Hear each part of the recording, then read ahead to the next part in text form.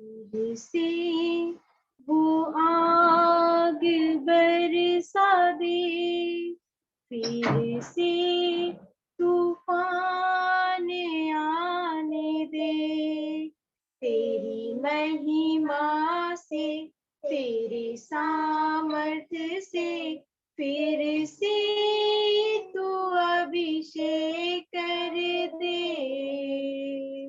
फिर से वो आग बरसा दे, फिर से तूफान आने दे, तेरी महिमा से, तेरे सामर्थ्य से, फिर से तू अभिषेक कर दे। पवित्र आत्मा, पवित्र आत्मा, पवित्र आत्मा, पवित्र आत्मा, पवित्र आत्मा, पवित्र आत्मा, बहने दे उस हवा को, छू ले हर एक दिल को, तेरा दर्शन हमें मिले, करते हैं प्रार्थना तुझसे, बहने दे उस हवा को, छू ले हर एक दिल को, तेरा दर्शन हमें मिले, करते हैं प्रार्थना तुझसे, तेरी महिमा से, तेरे सामर्थ्य से, फिर से तू अभिषेक कर दे। पवित्र आत्मा, पवित्र आत्मा, पवित्र आत्मा, पवित्र आत्मा,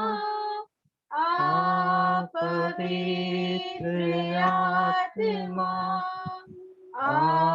पवित्र आत्मा, तू बदल दे मेरे मन को, दे आशीष इस जीवन को, तेरी करुणा हम पे बरसे, अपने मार्ग पर चला हमको, तू बदल दे मेरे मन को, दे आशीष इस जीवन को, तेरी करुणा हम पे बरसे, अपने मार्ग पर चला हमको, तेरी महिमा से, तेरे सामर्थ्य से, फिर से तू अभिषेक कर दे। पवित्र आत्मा, पवित्र आत्मा, पवित्र आत्मा, पवित्र आत्मा, पवित्र आत्मा, पवित्र आत्मा। Hallelujah, hallelujah. धन्यवाद यीशु, धन्यवाद प्रभु। धन्यवाद देते प्रभु यीशु, सब स्तुति करते हैं, आपकी महिमा करते हैं हम। प्रभु यीशु क्रिस्त की स्तुति कर दे। हालेलुया प्रभु हालेलुया यीशु क्रिस्त, हालेलुया जय हो जय प्रभु श्री यीशु जी। क्रिस्त, जय धन्यवाद यीशु यीशु की जय यीशु आराधना करते हैं प्रभु प्रभु यीशु की स्तुति, प्रभु समय यीशु के का धन्यवाद। पिता परमेश्वर की स्तुति, पिता परमेश्वर का धन्यवाद। पवित्र आत्मा की स्तुति, पवित्र आत्मा का धन्यवाद। हालेलुया नाम को धन्यवाद देते हैं, आपकी स्तुति करते हैं, आपके महिमा, आपके thank you Lord, hallelujah thank you समर्पित जीसस, है यस भक्त जीसस, में को। हालेलुया हालेलुया हालेलुया हालेलुया प्रभु hallelujah. Christ, hallelujah hallelujah hallelujah thank you hallelujah. Jesus, thank you Jesus, धन्यवाद प्रभु, थैंक यू धन्यवाद जीसस, धन्यवाद। धन्यवाद यीशु। हालेलुया। ओके, आप सभी को जय यीशु। जय एक बार यीशु, फिर से आप सभी का स्वागत है आज की इस बाइबल क्लास में। सो आइए हम प्रार्थना शुरू करते हैं। पिता, पुत्र और पवित्र आत्मा के नाम पर, आमीन। हे प्रेमी पिता, हम आपकी स्तुति करते हैं और आपको धन्यवाद देते हैं आज के सुंदर समय के लिए। हे प्रभु, हम धन्यवाद देते हैं इस जूम ऐप के लिए, इस टेक्नोलॉजी के लिए। फिर एक बार आज हम सब इस जूम ऐप, इस टेक्नोलॉजी के माध्यम से आपके पवित्र वचन का अध्ययन करने के लिए अलग अलग जगहों से एक साथ जुड़े हैं। आज हम एक बहुत ही सुंदर विषय पर अध्ययन करने जा रहे हैं, जो है हम प्रभु यीशु में सच्ची दाखलता के साथ जुड़े रहकर इस जीवन की यात्रा में सब कुछ प्राप्त कर सकते हैं, जो कि यूहन्ना अध्याय 15 वाक्य 4 से लिया गया है। वह चाहे हमारे परिवार में अच्छा स्वास्थ्य हो, अच्छी अर्थव्यवस्था, परिवार में प्रेम और शांति, इन सब से बढ़कर हमारे इस जीवन में पिता परमेश्वर की योजना को जानकर उसके अनुसार इस जीवन का संचालन करने की कृपा और सामर्थ्य, यह सब कुछ एक अलौकिक और रहस्यमय रूप से हम प्राप्त कर सकते हैं। तो आइए पवित्र आत्मा, इस क्लास का पूरा नियंत्रण ले लीजिए। मेरे होठों, मेरी वाणी, मेरी जीवा, मेरे कंठ, सब कुछ पर आपका नियंत्रण ले लीजिए, ताकि मैं मेरी बुद्धि से कुछ भी नहीं बल्कि आपकी आत्मा के ज्ञान से यहाँ इस समय आपके पवित्र वचन के सत्य की घोषणा योग्य रीति से कर सकूं। जैसा कि हम इस समय यहाँ आपके पवित्र वचन का अध्ययन करने जा रहे हैं, हमें आपके वचन के सत्य को समझने में मदद कीजिए।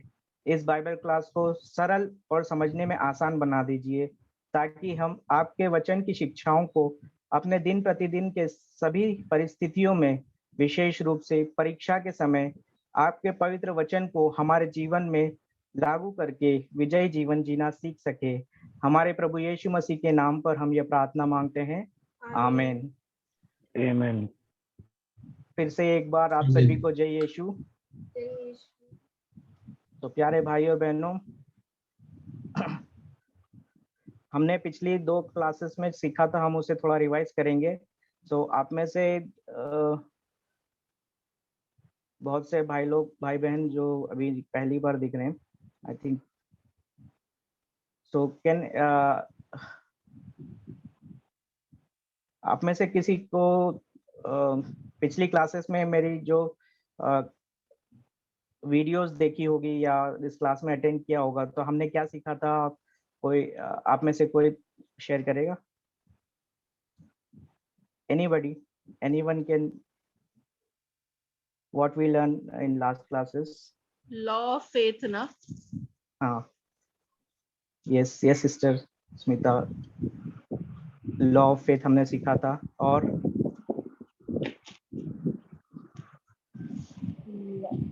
I remember the law of faith क्योंकि मैंने वो लिखा था। और उसके आगे की क्लासेस में हमने सीखा था abundance in life, no? Abundance. Yeah. God gives us abundance. Yeah. In Jesus we can live abundant life. Yes. और क्या सीखा था? Any scripture? Okay. मैं थोड़ा रिवाइज करता हूँ। Never ignore scriptures. आपने बोला था never ignore scriptures. Do not treat the word of God as history. वो Yes. सब ना? Yes, Okay. yes. हाँ. So Matthew 11:23. हाँ, तो पिछली क्लास में हमने जो अबंडेंट लाइफ के बारे में सीखा था, प्रभु यीशु में हम परिपूर्ण जीवन प्राप्त कर सकते हैं। जो जैसे हमने यूहन्ना 10:10 में पढ़ा है, चोर शैतान केवल चुराने, मारने और नष्ट करने आता है, मैं इसलिए आया हूँ कि तुम जीवन प्राप्त करो, बल्कि परिपूर्ण जीवन प्राप्त करो। तो प्रभु यीशु आए हैं इस संसार में हमें जीवन देने के लिए। और जो चोर है शैतान, वो केवल चुराने, मारने और नष्ट करने के लिए आता है। वो कैसे चुराता है ये हमने सीखा था। कैन एनीबडी नोज हाउ कैसे ये चोर चुराता है? स्मिता सावले या स्मिता, आप अपना माइक ऑन करके बता पाएंगे क्या? Yes sister. हाँ ब्रदर, मुझे लग रहा है कि means I may be wrong, लेकिन मुझे ऐसा लग रहा है कि जब भी आप वर्ड ऑफ गॉड आप सिखाते हो या कोई हमें वर्ड ऑफ गॉड हमें देते हैं, तभी जब भी वो गुड ग्राउंड पे नहीं पड़ता है, तभी वो शैतान वो सीड्स चुराते हैं। इन द सेंस कि अभी उसका मीनिंग हमें पता नहीं चलता है। जब भी आप कुछ पढ़ाते हो तो वो स्क्रिप्चर का या आप जो पढ़ाते हो वो हम लोग व्हाट डू यू से कि हम लोग एक्सेप्ट ये लेते हैं, शिक्षा लेते हैं, लेकिन उसके बाद हम लोग वो भूल जाते हैं या कुछ ऐसे होता है तो हम लोग वर्ल्डली इसमें पड़ जाते हैं, लेकिन तभी वो शैतान चुराता है कि करेक्ट नहीं? सिस्टर, आप सही जा रही थी, बट वो मैथ्यू संत मत्ती अध्याय 13 वाक्य 19 में वचन है, यदि कोई राज्य का वचन सुनता है लेकिन समझता नहीं, तब उसमें जो उसके मन में जो बोया गया है उसे शैतान आकर ले जाता है। ये जो शैतान है ये कैसे करता है? जब हम बाइबल टीचिंग में जैसे हम यहाँ वचन सुन रहे हैं बाइबल क्लास में, या मिस्सा बलिदान में मास में गए, वहां पर फादर ने वहां पर first reading, second reading, psalms और गॉस्पल सुना हमने, या किसी रिट्रीट में हमने कोई वर्ड ऑफ गॉड सुना, स्क्रिप्चर प्रीचिंग सुना, और सिर्फ एक बार सुना उस वचन को और दोबारा हमने उसे देखा नहीं या हमने उसे दोहराया नहीं, अपने मुंह से कभी उस वचन को पढ़ा नहीं, तब क्या होता है? जो वचन का मतलब हमें समझ नहीं आता है और शैतान उसे बड़ी चालाकी से चुरा ले जाता है। इसलिए बहुत जरूरी है कि हम सब अपना पेन और कॉपी लेकर इस वचन के नोट्स बनाएं। वैसे ही जैसे हम स्कूल या कॉलेज में अपने नोट्स बनाते हैं ना, और बाद में घर आकर पढ़ाई करते हैं, उसको रिवाइज करते हैं, तभी तो जब हम ऐसा करते हैं तभी हम सीख पाते हैं, शिक्षित होते हैं, है ना? वैसे ही बाइबल के वचन प्रभु यीशु के मुख से निकले हुए शब्द है, इट्स वर्ड ऑफ गॉड। उन्हें हमें अपने दिल में जमा करना चाहिए, और उसे दिल में जमा होने से पहले ही शैतान चुरा लेता है। तो उसके लिए क्या जरूरी है? उस वचन को हमें सीखना है, नोट करके रखना है, क्योंकि हम वचन सुनते हैं और फिर हमारे दैनिक जीवन के कामों में लग जाते हैं तो वो वचन हमें याद नहीं रहता है। वो चतुरता है, शैतान जो है बहुत चालाक है, वो अपनी चतुराई से चुरा लेता है।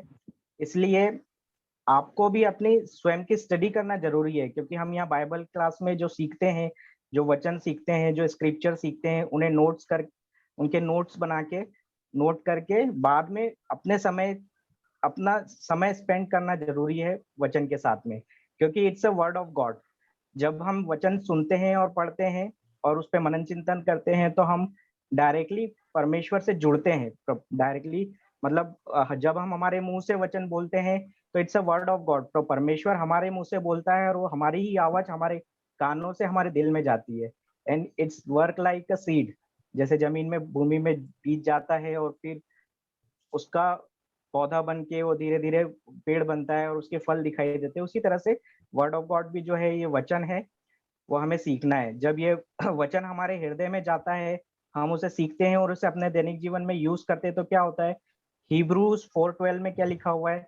इब्रानियों के ग्रंथ इब्रानियों के नाम संत पौलुस के पत्र अध्याय 4 वाक्य 12 में लिखा है, क्योंकि ईश्वर का वचन जीवंत, सशक्त और किसी भी दुधारी तलवार से तेज है। यही इंग्लिश में है, the word of God is to-as sword, है ना? सो इसीलिए जो वचन है यह जीवंत है, मतलब इट्स अ लिविंग वर्ड, और इट्स अ सशक्त और दुधारी तलवार से तेज है। और डायरेक्टली जब ऐसे ये जो वचन होता है, अगर हम वचन को हम वचन को सीखते हैं, अपने मुंह से दोहराते हैं, तो क्या होता है, जब जो शैतान है जो हमारे को बुरे विचार देता है या हमें मार्ग से भटकाता है, उसे वो चुभता है। इट्स सिमिलर दैट कि आपने किसी को जैसे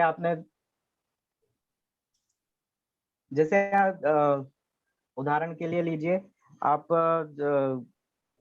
रास्ते में चल रहे हैं, रास्ते में बहुत सारे आजकल कुत्ते होते हैं ना, डॉग्स वगैरह है या कोई है, तो उसको हम पत्थर मारते हैं तो हमारे पास से भाग जाता है। मतलब पत्थर उठाया, आपने दिखाया, तो धीरे से पलट के जब जाने लगता है। उसी तरह से जब आप वर्ड बोलते हो, एक बार बोलते हो, फिर दोबारा बोलते हो, तीसरी बार में अगर आपने यूं दिखा के उसको थ्रो करा पत्थर, तो वो भागता है एकदम दौड़ के। उसी तरह से शैतान भी भागता है जब हम वचन को अपने मुंह से कन्फेस करते हैं।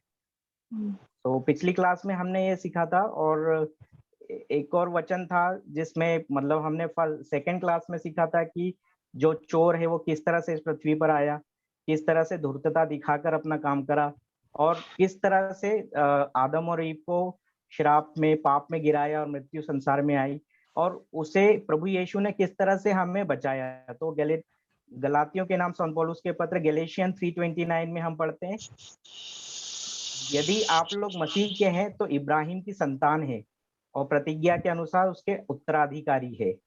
तो गलातियों अध्याय 3 वाक्य 29 में हमने ये सीखा था कि यदि हम मसीह के साथ एक हो जाते हैं तो हम इब्राहिम की संतान बन जाते हैं और प्रतिज्ञा के अनुसार उसके उत्तराधिकारी बन जाते हैं। तो जो इब्राहिम को दिए गए परमेश्वर के वायदे हैं, मतलब हमें दो चीज मिलती है। पहला तो हमें पाप से मुक्ति मिल जाती है, आदि पाप से मुक्त हो गए, और साथ में हम परमेश्वर के साथ अपना रिश्ता बना लेते हैं, और जो परमेश्वर ने इब्राहिम के साथ प्रतिज्ञा की थी उसके हम डायरेक्ट अधिकारी बन जाते हैं, मतलब उत्तराधिकारी बन जाते हैं।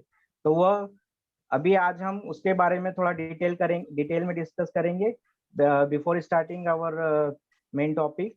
तो ये क्या है, इब्राहिम को यह आशीर्वाद कैसे प्राप्त हुआ था?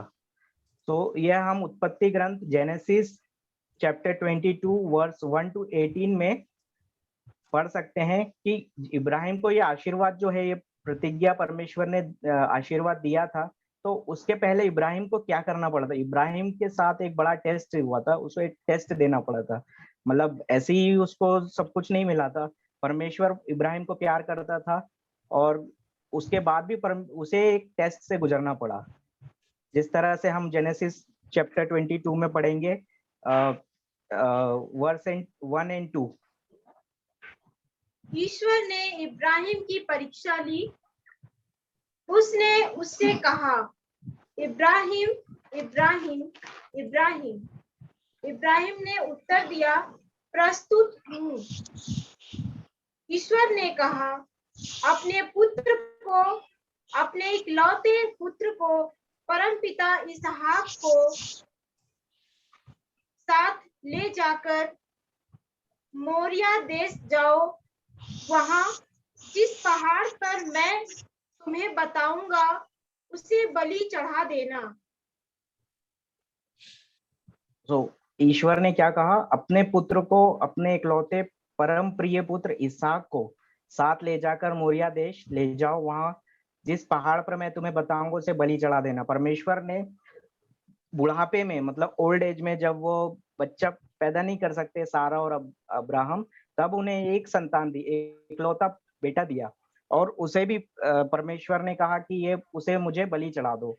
तो ये एक बहुत बड़ा टेस्ट है। अब नॉर्मल जीवन में अगर हम देखते हैं, हमको मतलब किसी भाई बहन को संतान का सुख नहीं मिलता है, और उसे परमेश्वर की कृपा से बहुत उम्र के बाद अगर कुछ मिल जाता है, एक बच्चा या परमेश्वर का गिफ्ट मिलता है, तो उसको अगर मांगता है, मतलब उसको परमेश्वर बोला या कोई बोलता है कि यार ये हमको दे दो, तो हम दे सकते हैं क्या?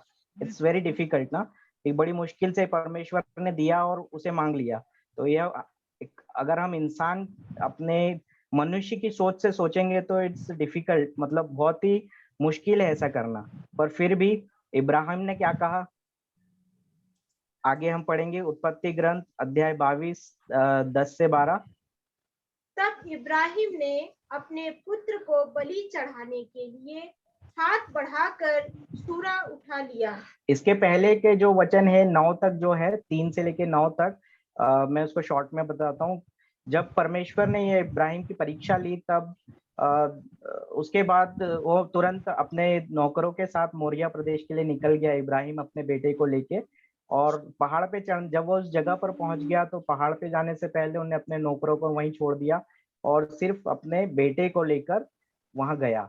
अब उस समय जब वो लेकर पहाड़ पे चढ़ रहा था, तब बेटे ने पूछा कि पिताजी, हम बलि चढ़ाने जा रहे हैं, पर किसको बलि चढ़ाएंगे? अब इब्राहिम अपने बेटे से बहुत प्यार करता था, पर वो कैसे बताएगा कि मैं तुझे बलि चढ़ाऊंगा? उसके लिए भी वो कठिन था। पर फिर भी वो परमेश्वर की आज्ञा मानकर उस अपने बेटे को और बलि सामग्री लेकर पहाड़ पर चढ़ता है। आगे 10 से हम पढ़ेंगे, 10 से 12 तक। तब इब्राहिम ने अपने पुत्र को बलि चढ़ाने के लिए हाथ बढ़ाकर छुरा उठा लिया, किंतु प्रभु का दूत स्वर्ग से उसे पुकार कर बोला, इब्राहिम, इब्राहिम। उसने उत्तर दिया, प्रस्तुत हूँ। दूत ने कहा, बालक पर हाथ नहीं उठाना, उसे कोई हानि नहीं पहुंचाना। अब मैं जान गया कि तुम ईश्वर पर श्रद्धा रखते हो। तुमने मुझे अपने इकलौते पुत्र को भी देने से इनकार नहीं किया। परमेश्वर ने कहा, मतलब परमेश्वर के दूत ने परमेश्वर का मैसेज दिया इब्राहिम को, अब मैं जान गया कि तुम ईश्वर पर श्रद्धा रखते हो। मतलब परमेश्वर की सेवा इब्राहिम बुढ़ापे तक करता था, परमेश्वर की आज्ञा मानता था, पर फिर भी परमेश्वर ने यह एक टेस्ट दिया। बिकॉज जब भी परमेश्वर कुछ अपनी योजना रहती, परमेश्वर की एक योजना रहती है, उस योजना को प्रकट करने से पहले परमेश्वर टेस्ट लेता है। मतलब टेस्ट और ट्रायल्स हमारी लाइफ में भी आते हैं ना बहुत बार। तो ऐसा ही इब्राहिम जो था, इब्राहिम को परमेश्वर ने एक टेस्ट लिया। उसने अपने इकलौते पुत्र को भी देने से इनकार नहीं किया, वो उसके लिए भी राजी हो गया। तो परमेश्वर ने वो टेस्ट इब्राहिम ने पास कर लिया। उसके बाद क्या हुआ? उसके बाद हम सब जानते हैं, जेनेसिस 22, उत्पत्ति ग्रंथ 22 16 से 18 में किस तरह से इब्राहिम को परमेश्वर ने ये दिया। हम पढ़ेंगे वचन 16 से 17 18 तक। यह प्रभु की वाणी है, मैं शपथ खाकर कहता हूँ, तुमने यह काम किया। तुमने मुझे अपने इकलौते पुत्र को भी देने से इनकार नहीं किया। इसलिए मैं तुम पर आशीष बरसाता रहूंगा।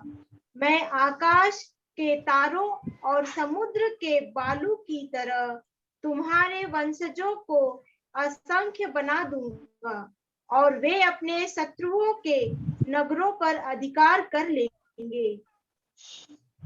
आगे 18 में, तुमने मेरी आज्ञा का पालन किया है, इसलिए तुम्हारे वंश के द्वारा पृथ्वी के सभी राष्ट्रों का कल्याण होगा। सो 18 वर्ष में अभी पढ़ा हमने, तुमने मेरी आज्ञा का पालन किया है, इसलिए तुम्हारे वंश के द्वारा पृथ्वी के सभी राष्ट्रों का कल्याण होगा। तो ये परमेश्वर का वायदा जो अब्राहम को लाखों साल पहले मिला था। मतलब प्रभु यीशु के इस संसार में आने से पहले ही अब्राहम था, अब्राहम को ये वायदा मिला था। अब उसी अब्राहम की जनरेशन टू जनरेशन आगे वो ब्लेसिंग्स कंटिन्यू है। आज भी वो अब्राहम की ब्लेसिंग्स जनरेशन टू जनरेशन बनी हुई है। बट ये सब है यहूदियों को मिला था। पर जब हमने ऊपर पढ़ा कि गैलेशियंस 3:29 में क्या लिखा हुआ है, पवित्र वचन कहता है, यदि आप लोग मसीह के हैं तो इब्राहिम की संतान है और प्रतिज्ञा के अनुसार उसके उत्तराधिकारी है। तो हम प्रभु यीशु में जब एक हो जाते हैं, तो ये सारे के सारे आशीर्वाद हमें मिल जाते हैं। और यह देखेंगे अभी, यह परमेश्वर ने जो टेस्ट लिया था, टेस्ट के बाद में ब्लेसिंग्स दिया अब्राहम को, है ना। तो हमारा प्रभु जो है, हमारा प्रभु परमेश्वर, वो प्रेमी और करुणामयी है, वो दयालु परमेश्वर है। हमको ये कैसे पता चलेगा? How we know? जॉन 3:16 में क्या लिखा हुआ है? ईश्वर ने संसार को इतना प्यार किया कि उसने उसके लिए अपने इकलौते पुत्र को अर्पित कर दिया, जिससे जो उसमें विश्वास करता है उसका सर्वनाश न हो बल्कि अनंत जीवन प्राप्त करे। परमेश्वर चाहता है, यहाँ पर परमेश्वर हमें अनंत जीवन दे रहा है। परमेश्वर ने मनुष्य को बहुत प्यार किया। क्रिएशन से, मतलब आदम हेवा बनाने से, तभी से ही परमेश्वर सबसे प्यार करता है। परमेश्वर ने इसी वचन में अभी हमने यूहन्ना 3:16 में पढ़ा, ईश्वर ने संसार को इतना प्यार किया कि उसने उसके लिए अपने इकलौते पुत्र को भी अर्पित कर दिया, जिससे जो उसमें विश्वास करता है उसका सर्वनाश ना हो बल्कि अनंत जीवन प्राप्त करे। तो यही अभी हमने पिछली क्लास में इसी वचन, जैसे हमने जॉन 10:10 में पढ़ा है, मैं इसलिए आया हूं कि वे जीवन प्राप्त करे, बल्कि परिपूर्ण जीवन प्राप्त करे। तो यूहन्ना 10:10 में प्रभु यीशु ने जब कहा था, प्रभु यीशु भी वही बोल रहे हैं जो परमेश्वर के प्रेम के बारे में, कि मैं चाहता हूं तुम परिपूर्ण जीवन प्राप्त करो। यही कैसे मिला हमें परमेश्वर? ये मतलब हमने जो पिछली क्लासेस में सुना था कि आदि पाप, और जो पाप किए और हमारे पूर्वजों ने पाप किए हैं, तो उसकी वजह से जो श्राप आया, श्राप की वजह से जो तकलीफें परेशानियां आई, तो उसको किस तरह से प्रभु यीशु ने हमें मुक्त किया, वो गलेशियंस 3:13-14 हम पढ़ सकते हैं। गलातियों के नाम संत पौलुस के पत्र अध्याय 3 वाक्य 13 से 14 के बीच में हम पढ़ेंगे। मसीह हमारे लिए शापित बने और इस तरह उन्होंने हमको संहिता के अभिशाप से मुक्त किया, क्योंकि लिखा है, जो काठ पर लटकाया जाता है वह शापित है। आगे, यह इसलिए हुआ कि ईसा मसीह के द्वारा इब्राहिम का आशीर्वाद गैर यहूदियों को भी प्राप्त हो और हमें विश्वास द्वारा वह आत्मा मिले जिसकी प्रतिज्ञा की गई थी। अभी 14 वचन में, ये गलेशियंस 3:13 में हमने सुना कि मसीह हमारे लिए शापित बनके उन्होंने हमारे सभी पापों को, अभिशापों को और सब कुछ को क्रूस के काट पर ऑलरेडी ले लिया है। वो 2000 साल पहले उन्होंने हमें पाप से मुक्त कर दिया है। बट फिर भी आज के परिवेश में अगर हम देखते हैं तो हम बहुत से भाई बहन जो उस अभिशाप का जो ये है अभी भी भोग रहे हैं। अभी भी देखेंगे बहुत से लोग तकलीफ में है, परेशानियों में है। वो ऐसा क्यों होता है? वही अभी आगे हम पढ़ेंगे, क्योंकि प्रभु यीशु ने तो ऑलरेडी हमको दे दिया है। हमें हमारे श्रापों को अपने ऊपर क्रूस पर ले लिया है, हमें श्राप मुक्त कर दिया है। और जैसा 14 वचन में हमने सुना, यह इसलिए हुआ कि ईसा मसीह के द्वारा इब्राहिम का आशीर्वाद गैर यहूदियों को भी प्राप्त हो। गैर यहूदी कौन है? हम लोग हैं। मतलब अगर हम देखेंगे इब्राहिम जो है, इब्राहिम की संतान, अगर जेकब्स, याकूब की जनरेशंस देखेंगे तो उसमें सारे जूइश, जो इब्राहिम की संतान, तो वो सारे यहूदी लोग रहे थे। पर हमारी जनरेशन, मतलब अगर हम हमारे को देखेंगे तो हम कैसे आए? हम तो गैर यहूदियों में आते हैं ना, मतलब वी आर तो। बट पर प्रभु यीशु ने इस वचन में क्लियरली, मतलब हमें उस संहिता के अभिशाप से मुक्त किया, और इस तरह हम ईसा मसीह के द्वारा इब्राहिम का आशीर्वाद गैर यहूदियों को भी प्राप्त हुआ हमें, और हमें विश्वास द्वारा वह आत्मा मिले जिसकी प्रतिज्ञा की थी। प्रभु यीशु ने संसार से पुनर्जीवित होकर जब वो ऊपर उठा लिए गए, तो तब उन्होंने क्या, पवित्र आत्मा की प्रतिज्ञा दी थी, प्रॉमिस, होली स्पिरिट, एक प्रॉमिस दिया था ना। तो वह पवित्र आत्मा के द्वारा हमें भी वह सब आशीर्वाद आज इस समय भी हम उसका अनुभव कर सकते हैं। तो उसके लिए हमें क्या करना पड़ेगा, उसके के बारे में हम आगे चलेंगे। मतलब हम क्या करते हैं, हमारे जो कार्य हैं, हम किस तरह से लाइफ अपना जीते हैं, हम किस तरह से पवित्र वचनों को इग्नोर करते हैं और उसकी वजह से हम सारी परेशानियों का सामना करते हैं। तो वह सब चीजें जो है वो आगे पवित्र वचन में हम आगे पढ़ेंगे। 2 कुरिन्थियों 5:17 में क्या लिखा हुआ है? इसका अर्थ यह है, यदि कोई मसीह के साथ एक हो गया है तो वह नई सृष्टि बन गया है, पुरानी बातें समाप्त हो गई है और सब कुछ नया हो गया है। तो प्रभु यीशु के साथ जब हम एक हो गए हैं तो हमें पुराना जो श्राप है, पुराने जो पीढ़ी तो पीढ़ी दर जो चले आ रहा है श्राप और उसका असर है, वो सब खत्म हो गया है। We are new creations now. हम पुरानी बातें समाप्त हो गई है, हमारी पुरानी लाइफ सब कुछ निकल गया है अगर हम प्रभु यीशु के साथ एक होकर उनके वचनों पर चल रहे हैं। आज का जो विषय है वो यही है कि पिछली जो हमने क्लास में सीखा था कि प्रभु यीशु दाखलता है, मैं ही सच्ची दाखलता हूँ, तुम हरी डालियां हो, तुम मुझसे अलग रह के कुछ नहीं कर सकते। ये हमने सीखा था पिछली क्लास में। सो आज भी हम उसी वचन को आगे लेते हुए यह सीखेंगे कि किस तरह से हम प्रभु यीशु में एक होकर किस तरह से हम एक होकर उन सभी प्रतिज्ञा में दिए हुए वायदों को, उन सभी आशीर्वादों का अनुभव अपने जीवन में किस तरह कर सकते हैं। बिकॉज ये सब अद्भुत तरीके से, मतलब जिसको हम इट्स बियॉन्ड आवर इमेजिनेशन, मतलब हम जो है ये इट्स अ सुपर नेचुरली जो परमेश्वर हमें देता है, वो हम आंख से तो नहीं देख सकते ब्लेसिंग्स, बट उसको हम एक समय में अपने जीवन में अनुभव कर सकते हैं। वो कैसे कर सकते हैं? वही योहन अध्याय 15 वाक्य 4 से 5 में प्रभु यीशु ने सिखाया है हमें उसका तरीका। तो हम पढ़ेंगे वचन योहन जॉन 15 वर्स 4 to 5। तुम मुझ में रहो और मैं तुम में रहूंगा। जिस तरह दाखलता में रहे बिना डाली स्वयं नहीं फल सकती, उसी तरह मुझ में रहे बिना तुम भी नहीं फल सकते। मैं दाखलता हूँ और तुम डालियां हो। जो मुझ में रहता है और मैं जिसमें रहता हूँ वही फलता है, क्योंकि मुझसे अलग रहकर तुम कुछ भी नहीं कर सकते। जैसे प्रभु यीशु ने चौथे वचन में कहा है, तुम मुझ में रहो और मैं तुम में रहूंगा। मतलब प्रभु यीशु यहाँ क्लियरली बता रहे हैं कि हम कैसे रहते हैं। मतलब हम ये जो है वचन तो लिखा है, अभी हमने पिछली क्लास में समझा था, जिस तरह से एक पौधा होता है, वो अगर दाखलता, मतलब दाखलता बोले तो अंगूर का पौधा, ग्रेप्स, वाइन ट्री, तो उसका जो स्टेम रहता है, स्टेम से जब वो ब्रांच जुड़ा रहता है तब तक उसके अंदर में फ्रूट्स आते हैं, फल आता है। अगर वो ब्रांच है जो हरी डाली है, वो अगर टूट गई है तो वो फल नहीं ला सकती। ये हमने पिछली क्लास में सीखा था।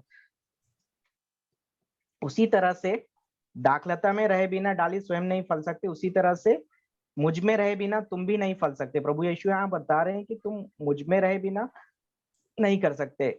और 5वें वचन में भी उन्होंने कहा, मैं दाखलता हूँ तुम डालियां हो, जो मुझ में रहता है, मैं जिसमें रहता हूँ वही फलता है, क्योंकि मुझसे अलग रहकर तुम कुछ भी नहीं कर सकते।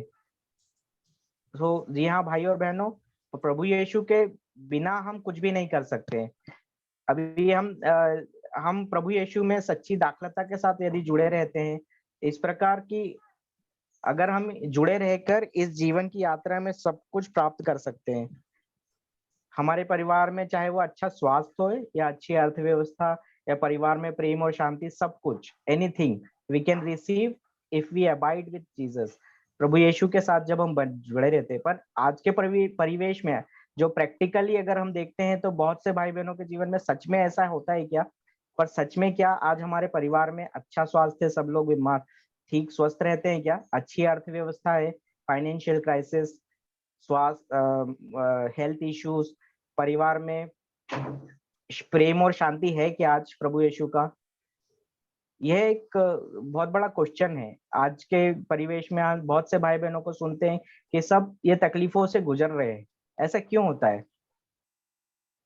अगर हम सच में ये सब परिवार में अच्छा स्वास्थ्य नहीं है, अर्थव्यवस्था नहीं है, परिवार में प्रभु यीशु मसीह का प्रेम अगर हमारे घर में नहीं है, एक दूसरे परिवार में पारिवारिक प्रेम नहीं है, तो आज हमें इसके लिए अपने पास्ट लाइफ को रिवाइंड करके देखने की जरूरत है। हमें अपने अब तक के जीवन हमने किस तरह से लाइफ जी है उसका अवलोकन करने की जरूरत है। हिंदी में बोलेंगे अवलोकन करना है। सो इंग्लिश में we need to recap our past life and do a self analysis and see how I had lived life so far. सो अब तक मैंने किस तरह से अपना जीवन जिया है उसे मुझे अपने आप में चेक करने की जरूरत है। तो वो उससे हमें पता चलेगा कि हमने किस तरह से अपना जीवन जिया है, और पवित्र वचनों के अनुरूप अगर हम पवित्र वचन को देखते हुए, ये मैंने खुद किया है, वो आगे मैं अपनी टेस्टिमनी भी बताऊंगा कि किस तरह से मैंने ये इस वचनों को अपने पवित्र जीवन में अपने जीवन में डालकर, वचनों को उतारकर उन पे चलते हुए किस तरह से मैं मुक्त हुआ। यूहन्ना 1 जॉन वर्स 2 चैप्टर 2 वर्स 6, पहला यूहन्ना अध्याय 2 वाक्य 6 क्या लिखा हुआ है? जो कहता है कि मैं उनमें निवास करता हूँ, उसे वैसा ही आचरण करना चाहिए जैसा आचरण मसीह ने किया, आचरण करना चाहिए। मतलब पहला यूहन्ना अध्याय 2 वाक्य 6 में प्रभु संत यूहन्ना ने अपने पत्र में लिखा है, जो कहता है कि मैं उसमें निवास करता हूँ। मतलब हम बोलते हैं ना, हम प्रभु यीशु के साथ हैं, हम Christians, we are Christians and we are, हम लोग प्रभु यीशु में एक है। उसे प्रैक्टिकली अपने जीवन में वैसा ही आचरण करना चाहिए जैसा आचरण मसीह ने किया। प्रभु यीशु ने क्या शिक्षाएं दी है, वह शिक्षाएं अगर हम संत मत्ती का सुसमाचार मैथ्यू 5:1-48 को बहुत अच्छे से पढ़ने की जरूरत है। ये पूरा चैप्टर अगर हम अच्छे से पढ़ेंगे, समझेंगे और प्रभु यीशु की शिक्षा को अपने जीवन में उतारने की जरूरत है, क्योंकि संत मत्ती के सुसमाचार मैथ्यू चैप्टर 5 वर्स 1-48 प्रभु यीशु ने वो शिक्षाएं सिखाई है, किस तरह से हम तरीका बताया प्रभु यीशु ने कि हम किस तरह से दाखलता से एक साथ जुड़े रह सकते हैं। वही अभी आगे हम पढ़ेंगे। मैथ्यू 5:1-2 क्या लिखा हुआ है?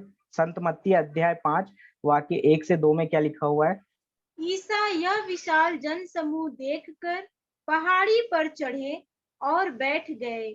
उनके शिष्य उनके पास आए और वे यह कहते हुए उन्हें शिक्षा देने लगे। प्रभु यीशु किसी दिन शिक्षा देते हुए पहाड़ी के पास गए, उन्होंने देखा एक बहुत बड़ा जनसमूह उनके पास आ गया है। मतलब प्रभु यीशु ने जब अपना कार्य आरंभ किया उस समय प्रभु यीशु ने चमत्कार दिखाए, उन्होंने अशुद्ध आत्माओं को निकाला, दुष्ट आत्माओं को निकाला। जैसे आज के स्क्रिप्चर में हमने सुना कि मतलब आज की जो बाइबल क्लास, ब्रदर विंसेंट की बाइबल क्लास में देखा कि किस तरह से प्रभु यीशु ने डेमन्स निकाले हैं उस स्त्री में से, और किस तरह से प्रभु यीशु ने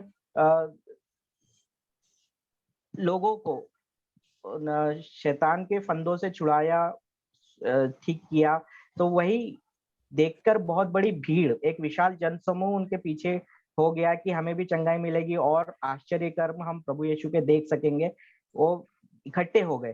तो प्रभु यीशु ने उन्हें उस समय उनकी टीचिंग, मतलब जो जीवन जीने का जो तरीका है वह उन्हें सिखाया, जो हमें एक as a homework I suggest, मैं बोलता हूँ आप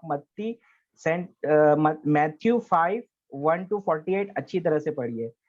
मैं इसमें से कुछ वचन जो है, मतलब पूरा तो कवर करने जाएंगे तो बहुत समय लगेगा, पर कुछ मुख्य बिंदु है जो मेन जो मैंने अपने जीवन में अप्लाई किया और उससे सीखा है, वही मैं यहाँ पर डिस्कस करेंगे। तो मैथ्यू 5:4, धन्य है वे जो नम्र हैं, उन्हें प्रतिज्ञात देश प्राप्त होगा। धन्य है वे जो नम्र है, उन्हें प्रतिज्ञात देश प्राप्त होगा। ये प्रतिज्ञात देश क्या है? ये वही प्रॉमिस है जो अभी हमने ऊपर सुना, प्रॉमिस ऑफ अब्राहम। किस तरह से अब्राहम ने परमेश्वर की आज्ञा का पालन किया और उसे परमेश्वर के द्वारा ब्लेसिंग मिली, वही ब्लेसिंग्स प्रभु यीशु यहाँ बता रहे हैं कि धन्य है वे जो नम्र है। ये नम्र क्या होता है?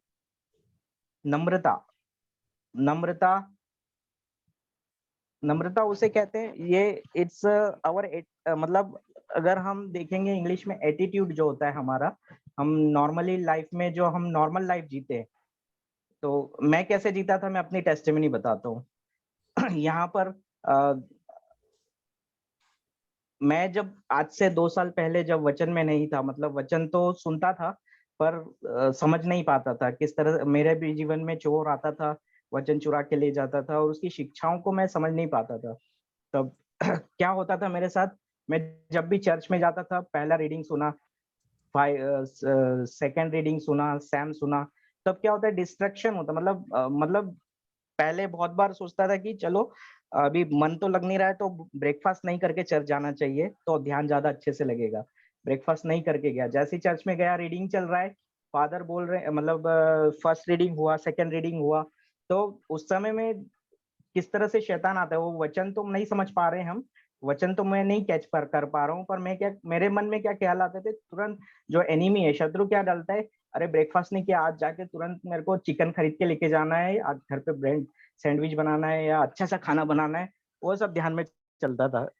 नाश्ता नहीं किया है, फिर सेकेंड टाइम फिर मैंने ट्राई किया कि चलो अभी खाना खा नाश्ता करके जाना चाहिए, तभी क्या होता है, नाश्ता करके गए तब भी वही बच्चा है साथ में, तो किस तरह से डिस्ट्रैक्शन क्रिएट करता है, जो शैतान है बड़ा चतुर है, वो क्या करता है, आप रीडिंग चल रहा है, बहुत बार मेरे साथ जो होता था कि मैं बैठा हूँ, या तो कोई लेट आता है, लेट कमर्स चर्च में आते हैं, उनकी तरफ ध्यान जाता है, हम जो रीडिंग चल रहा है उस पर ध्यान नहीं जाता है मेरा, मैं उनको देखने में चले जाता हूँ, या मेरा बच्चा कुछ कर रहा है, या बच्चे को मतलब संभालने में कि वो गिर जाएगा, नीचे चले जाएगा, उनको ही समझाने में, मतलब उन्हीं को ही ध्यान देने में पूरा ध्यान चले जाता था।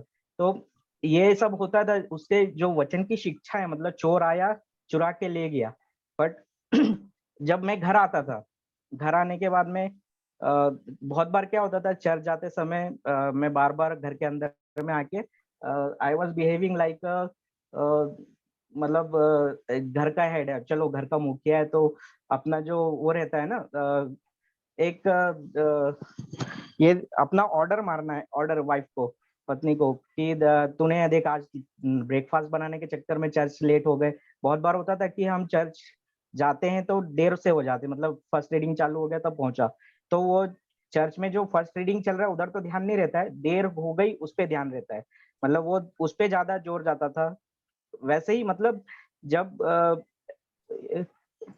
जब तक मेरे अंदर नम्रता नहीं थी, पहले अपना मतलब जो एटीट्यूड था, वो एटीट्यूड जो है इट्स मतलब घमंड बोलते हैं ना जिसको, वह होता है कि हाँ अभी मैं तो घर का हेड हूँ, मेरे ऊपर कोई बोलने वाला नहीं है। जब वो एटीट्यूड के साथ में मैं रहता था तो वो जो वचन है वो तो मुझे समझ में नहीं आते थे। चोर आया, वचन सुन रहे हैं पर समझ उसकी शिक्षाएं नहीं समझ पा रहे। फादर जब प्रीचिंग कर रहे हैं, पहला रीडिंग हो गया, सेकंड रीडिंग हो गया, सैम हो गया, गॉस्पेल हो गया, फिर फादर ने जब चालू किया अपना फादर रिफ्लेक्शन करते हैं ना, मतलब समझाते हैं, तो उस समय पहला रीडिंग में क्या था, थोड़ा थोड़ा पार्ट, मतलब कुछ पार्ट आता है, कैच होता है, फिर निकल जाता है, तो चोर तो चुरा लेता है, ध्यान ध्यान डिस्ट्रक्शन से सब चले जाता है।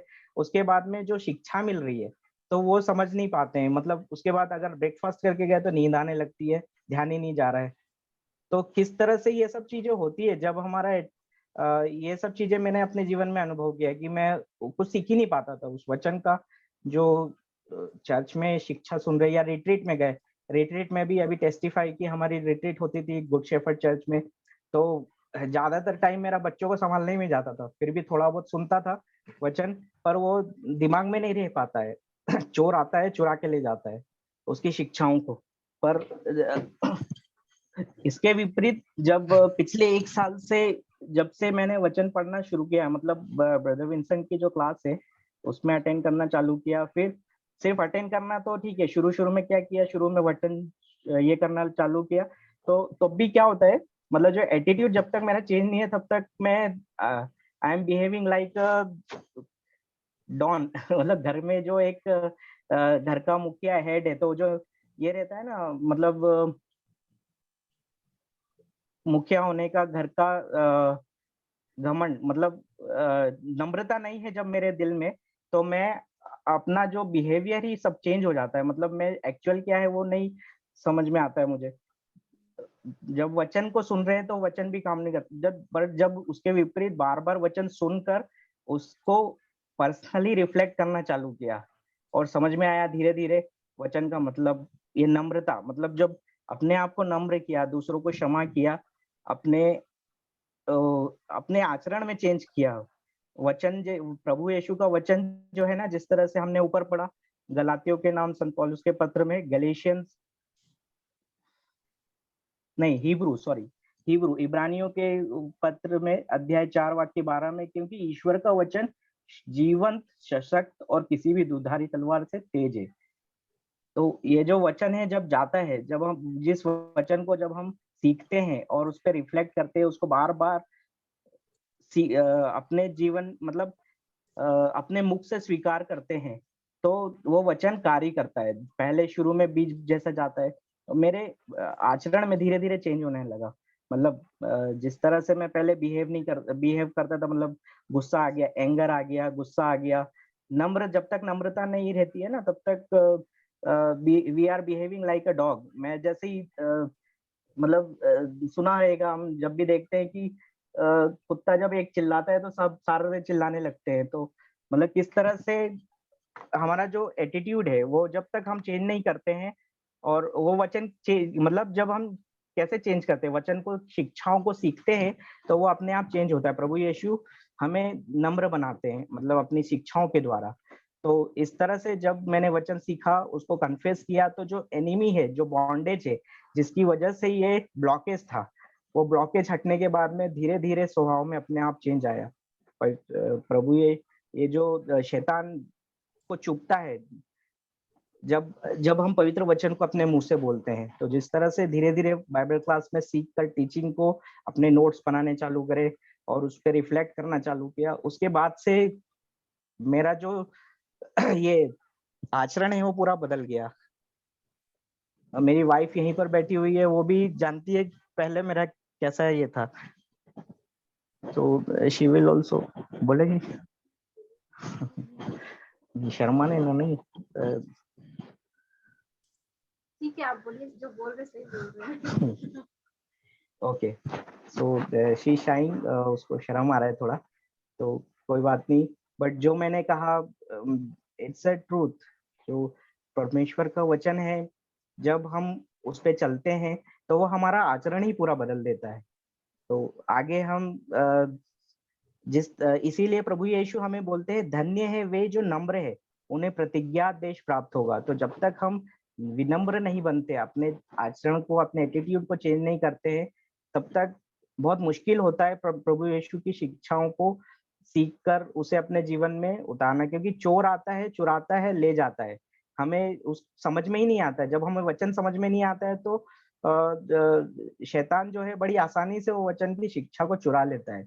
जैसे अभी शुरुआत में ही हमने सुना मैथ्यू 13:19 में, मत्ती अध्याय 13, यदि कोई राज्य का वचन सुनता है लेकिन समझता नहीं है, उसके मन में जो बोया गया है उसे शैतान आकर ले जाता है। तो यही होता था मेरे साथ।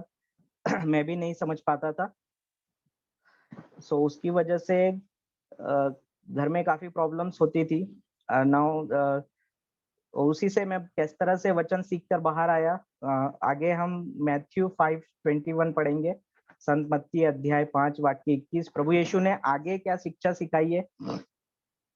तुम लोगों ने सुना है कि पूर्वजों से कहा गया है, हत्या मत करो।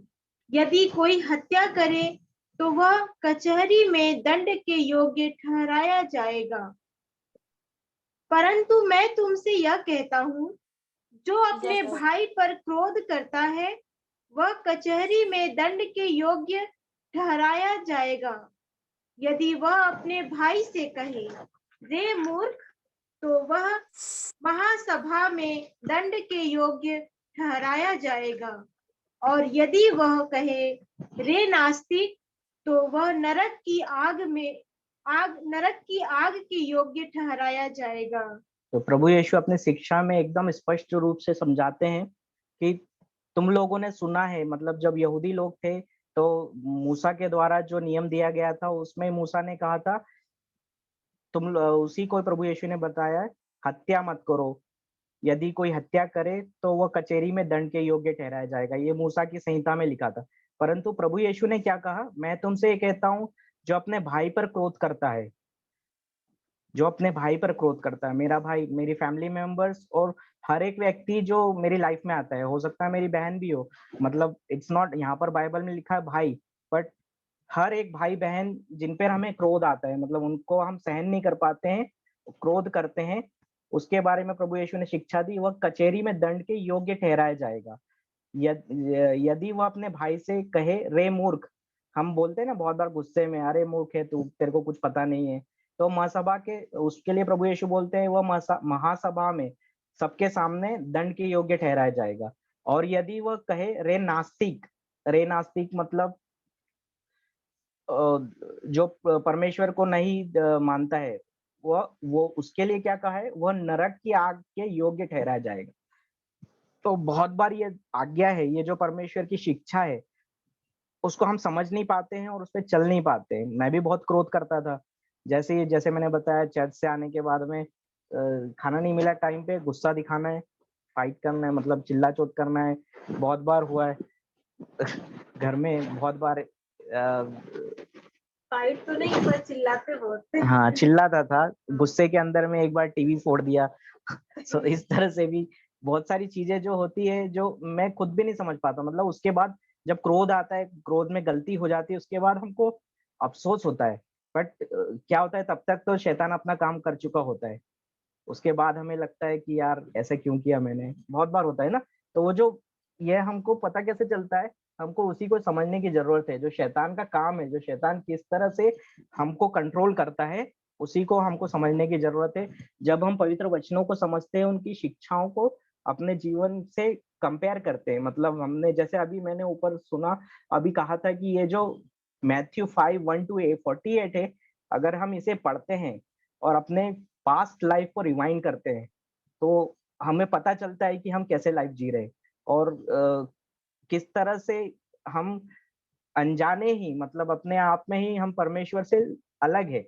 मतलब we are not connected with the stem, जो दाखलता है, उससे हम दूर होते जा रहे हैं। मतलब पहले क्या होता है ना, जैसे पूरे तो नहीं अलग है, हम बैंड है, हमारा जो फ्लो है, जो परमेश्वर की ब्लेसिंग से वो खत्म नहीं हुई है, पर परमेश्वर बहुत दयालु परमेश्वर है, वो हमें नहीं प्यार करना नहीं छोड़ता है वो आपको, मतलब जो स्टेम है, जो दाखलता है, वो बैंड है, ब्लॉकेज है, फिर भी परमेश्वर प्यार करता है हमसे ना। तो इसीलिए प्रभु यीशु को परमेश्वर ने संसार में भेजा और ये शिक्षाएं सिखाई। वैसे ही मत्ती, अभी अभी आगे हम पढ़ेंगे मैथ्यू 5:39, मत्ती अध्याय 5 वाक्य 39 में क्या लिखा है, परंतु मैं तुमसे कहता हूँ, दुष्ट का सामना नहीं करो। यदि कोई तुम्हारे दाहिने गाल पर थप्पड़ मारे, तो दूसरा भी उसके सामने कर दो। प्रभु यीशु ने यहाँ सिखाया बहुत ही अच्छी शिक्षा। परंतु मैं तुमसे कहता हूँ, दुष्ट का सामना नहीं करो। ये दुष्ट कौन है? ये वही चोर है जो ऑपरेट कर रहा है हमारे सामने। जो जो अभी हम बहुत बार सोचते हैं कि मेरा भाई मेरे को बुरा बोल रहा है, या मेरे पड़ोसी, या मेरा ऑफिस में काम करने वाले कलीग्स, या हो सकता है रास्ते में चल रहे जिनको हम मतलब गुस्से से, क्रोध से देखते हैं, जिनके साथ हम झगड़ा करते हैं, वो मनुष्य से नहीं कर रहे हैं हम, उसके अंदर जो ऑपरेट करने वाली दुष्ट आत्मा है जो शैतान है, उसका सामना कर रहे हैं। तो उसीलिए प्रभु यीशु ने यह सिखाया, परंतु मैं तुमसे कहता हूँ, दुष्ट का सामना नहीं करो। उस शैतान से हमें भिड़ना नहीं है। यदि कोई तुम्हारे दाहिने गाल पर थप्पड़ मारे, तो दूसरा भी उसके सामने कर दो। प्रभु यीशु ने यहाँ प्रेम करना सिखाया है। तो मतलब प्रभु यीशु अभी एज ए ह्यूमन बीइंग, हम मनुष्य की रीति से अगर सोचेंगे, तो कोई मुझे मार रहा है एक हाथ पे झापड़, तो मैं दूसरा गाल उसको, मतलब दूसरा गाल दिखाने के बजाय वापस शुरू हो जाता हूँ, अपने हाथ से फाइट करना चालू करता हूँ, अपना वहीं की वहीं तुरंत हिसाब किताब क्लियर करने का। ऐसा होता है ना बहुत बार, ये मैं ह्यूमन टेंडेंसी है, मतलब स्वाभाविक है, प्रकृति के हर मनुष्य में ये चीज होती है, जिसे शैतान बड़ी चतुरता के साथ हमें परमेश्वर की शिक्षा, जो प्रभु यीशु की शिक्षा सुनाई है, उसको चुरा लेता है, और हम एज ए मतलब जानवरों के समान बिहेव करने लगते हैं और ये करते हैं। इसी चीज को संत पेत्रुस ने अपने पत्र में अध्याय 5 वाक्य 8 में, 1 पीटर चैप्टर 5 वर्स 8 में क्या लिखा है, आप संयम रखें और जागते रहें। आपका शत्रु शैतान दहाड़ते हुए सिंह की तरह विचरता है, और ढूंढता रहता है कि किसे फाड़ खाए। आपका शत्रु शैतान दहाड़ते हुए सिंह की तरह विचरता रहता है और ढूंढता रहता है किसे फाड़ खाए। शैतान को हम देख नहीं सकते, इट्स ए स्पिरिट, मतलब दुष्ट आत्मा है। हमें आंख से तो नहीं दिखाई दे रहा है, पर उसके कार्यों को हम अनुभव करते हैं। हमें नहीं पता चल रहा है। अगर हमारे घर में हम बहुत बार होता है कि हम डिस्कशन शुरू होता है किसी भी बात को, जैसे मैं अपना ही बताता हूँ, कुछ किसी सब्जेक्ट को लेकर अगर हम डिस्कशन कर रहे हैं और वो मेरी बात नहीं मान रहा है, तो क्या होता है, बार बार एनिमी जो शत्रु रहता है, शैतान, वो तुम्हारे कान में, मतलब मेरे कान में डालते रहता है कि ये मेरी बात नहीं सुन रहे। देख, you are the head of family, तेरा घर का मालिक है, फिर भी तेरे फैमिली मेंबर्स, तेरी वाइफ, तेरे बच्चे बात ही नहीं सुनते तेरी। तो क्या होता है, एंगर आता है, गुस्सा आता है, वहीं से शुरुआत होती सारी। शैतान को हम कंट्रोल दे देते हैं और शैतान दहाड़ते सिंह की तरह आता है और हमें खुद ही नहीं पता चलता। मतलब जब मैं रिएक्ट करता हूँ तो मुझे खुद नहीं पता चल रहा है मैं क्या कर रहा हूँ। बहुत बार जैसे अभी मैंने बताया कि घर के अंदर में बिगड़ने लगती है चीजें, मतलब जब किसी पे हाथ उठा दिया, बच्चे पे हाथ उठा दिया, वाइफ को कुछ बोल दिया, या मम्मी को नहीं सहन कर पाया, मम्मी को ही अनादर कर दिया अपने शब्द से, तो समझ में नहीं आता। बाद में अफसोस होता है, यार ये क्या किया मैंने। बट ये शैतान जो है, ये बड़ी चतुरता के साथ अपना काम करता है। तो जब हम इसीलिए प्रभु यीशु, ये संत पेतरुस अपने पत्र में लिखते, आप संयम रखे और जागते रहे। मतलब कैसे जागते रहे, जब हम पवित्र वचनों को सीखते हैं, वो शिक्षाएं हमारे मन में रहती, जैसे शैतान हमारे कान में हमें भड़काते रहता है, उसी तरह से पवित्र वचन भी जो है, पवित्र आत्मा हमें बताता है कि सही, आप ऐसा जो बिहेव है, जो हमारा आचरण है, उसे कंट्रोल में रख के शत्रु का शैतान का सामना करना है। और उस जब हम ऐसा करना सीखते हैं, कैसे सीखते हैं, जब हम वचनों को कन्फेस करते हैं अपने मुख से, तब क्या होता है, जो शैतान है उसे वो जो word of God is a two edge sword, उसे चुभता है और वो भागता है। तो ये बहुत जरूरी है सीखना। ये जो मैंने अपने जीवन, प्रैक्टिकल जीवन में अप्लाई किया है, एंड मेरी लाइफ तो पूरी बदल गई है। अभी वो आगे बताऊंगा मैं आगे वाली क्लास इसमें। आगे हम पढ़ेंगे संत मत्ती, मैथ्यू 5:43-44। तुम लोगों ने सुना है कि कहा गया है, अपने पड़ोसी से प्रेम करो और अपने बैरियों से बैर। परंतु मैं तुमसे कहता हूँ, अपने शत्रुओं से प्रेम करो और जो तुम पर अत्याचार करते हैं उनके लिए प्रार्थना करो।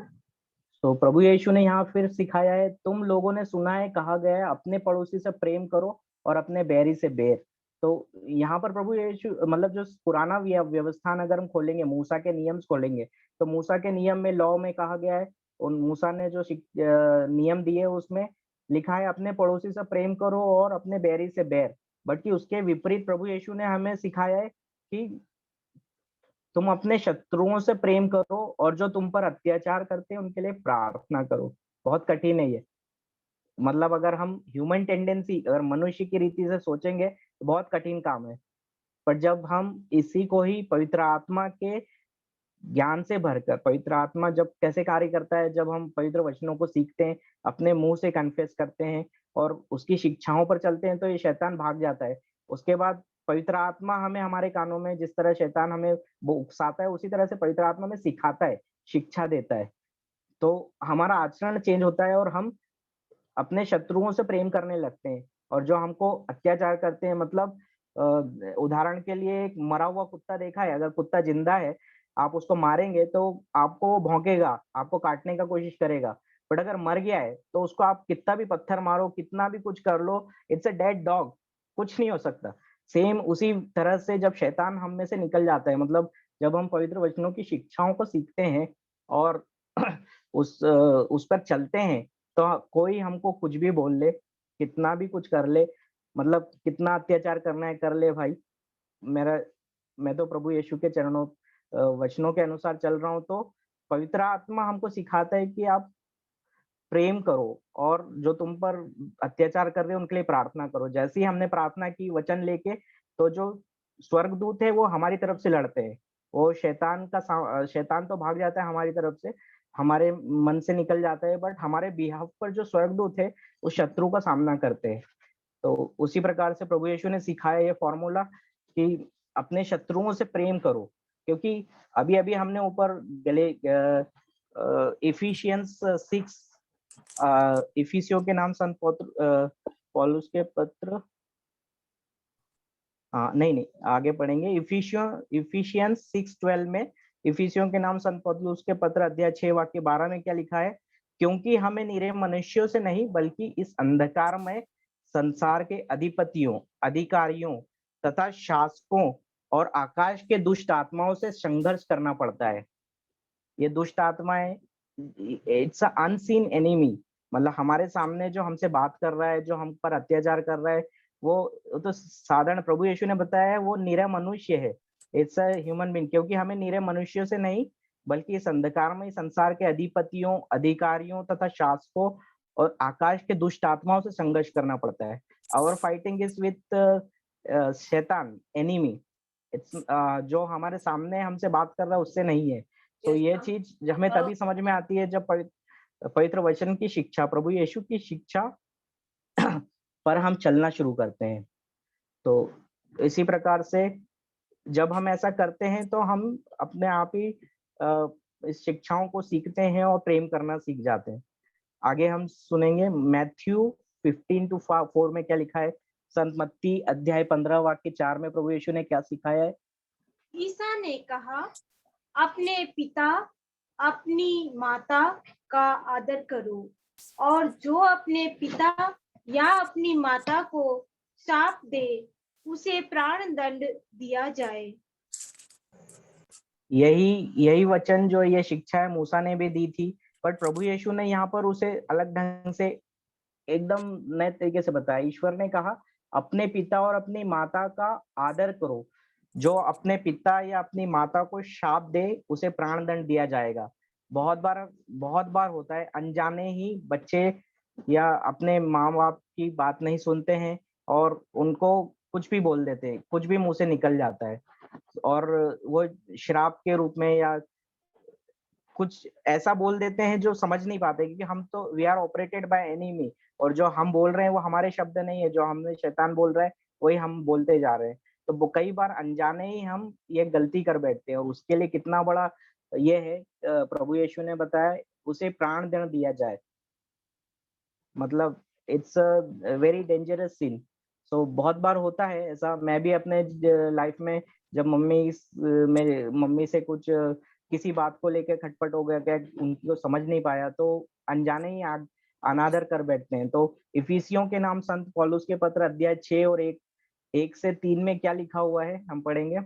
बच्चों, अपने माता पिता की आज्ञा मानो, क्योंकि यह उचित है। अपने माता पिता का आदर करो, यह पहली ऐसी आज्ञा है जिसके साथ एक प्रतिज्ञा भी जुड़ी हुई है, जो इस प्रकार है, जिससे तुम्हारा कल्याण हो और तुम बहुत दिनों तक पृथ्वी पर जीते रहो।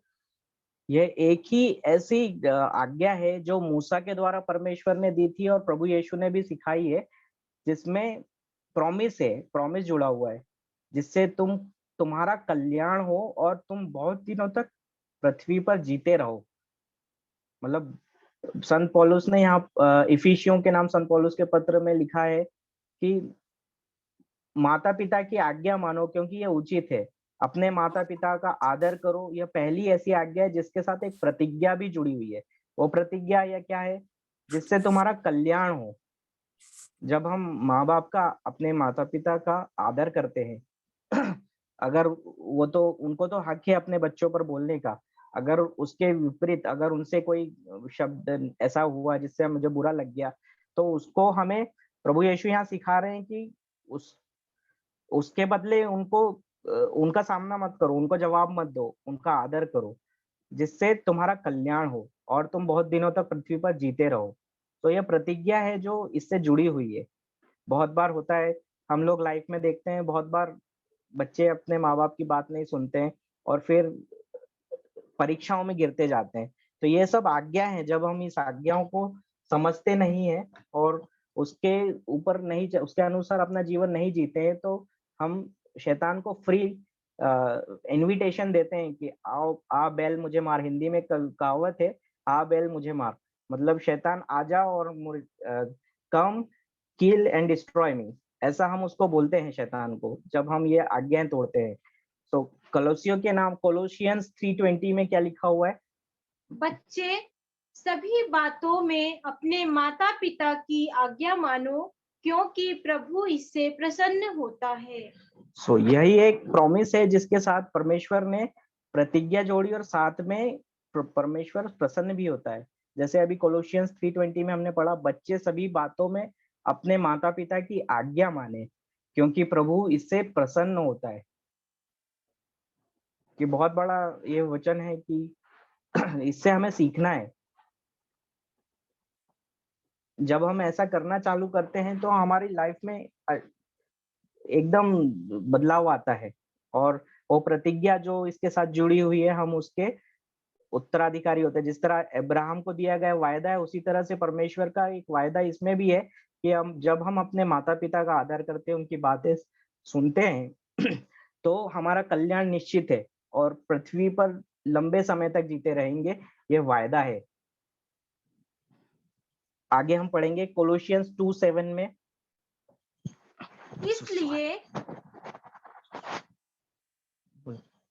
इसलिए उन्हीं से संयुक्त होकर जीवन बिताए, उन्हीं में आपकी जड़ें गहरी हो और नींव सुदृढ़ हो।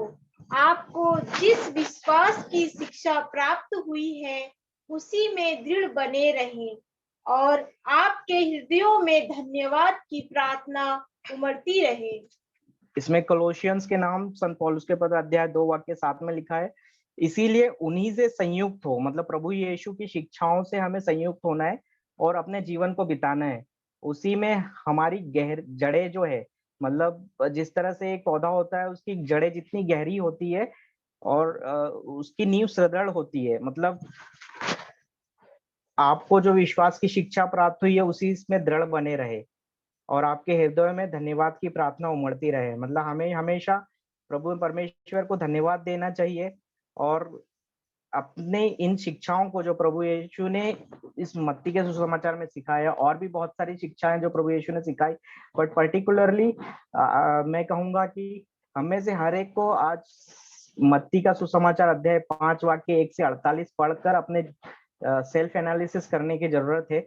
और तभी हमें समझ में आएगा, अगर जब हम हमारे पास्ट लाइफ को रिवाइंड करके देखेंगे तो हमें समझ में आएगा कि हम कैसी लाइफ जी रहे हैं और प्रभु यीशु ने क्या सिखाया है। So it is very important. अभी मैं थोड़ी देर अपनी वाइफ को दूंगा, पुष्पा को, so she will also share, वो भी बताएगी कि किस तरह से चेंज हुआ है।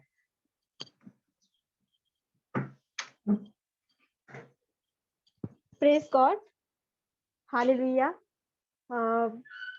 मैं ज्यादा कुछ तो नहीं कहूंगी, पर हाँ, अभी जो इन्होंने अपनी टेस्टमनी के बारे में बताया कि हम अपने, जो हमारे अंदर प्रेम नहीं होता है किसी के प्रति, तो हम बहुत बार गिर जाते हैं परिवार में और हर जगह कभी भी। तो हमें अपने अंदर मतलब नम्रता होनी चाहिए। और अभी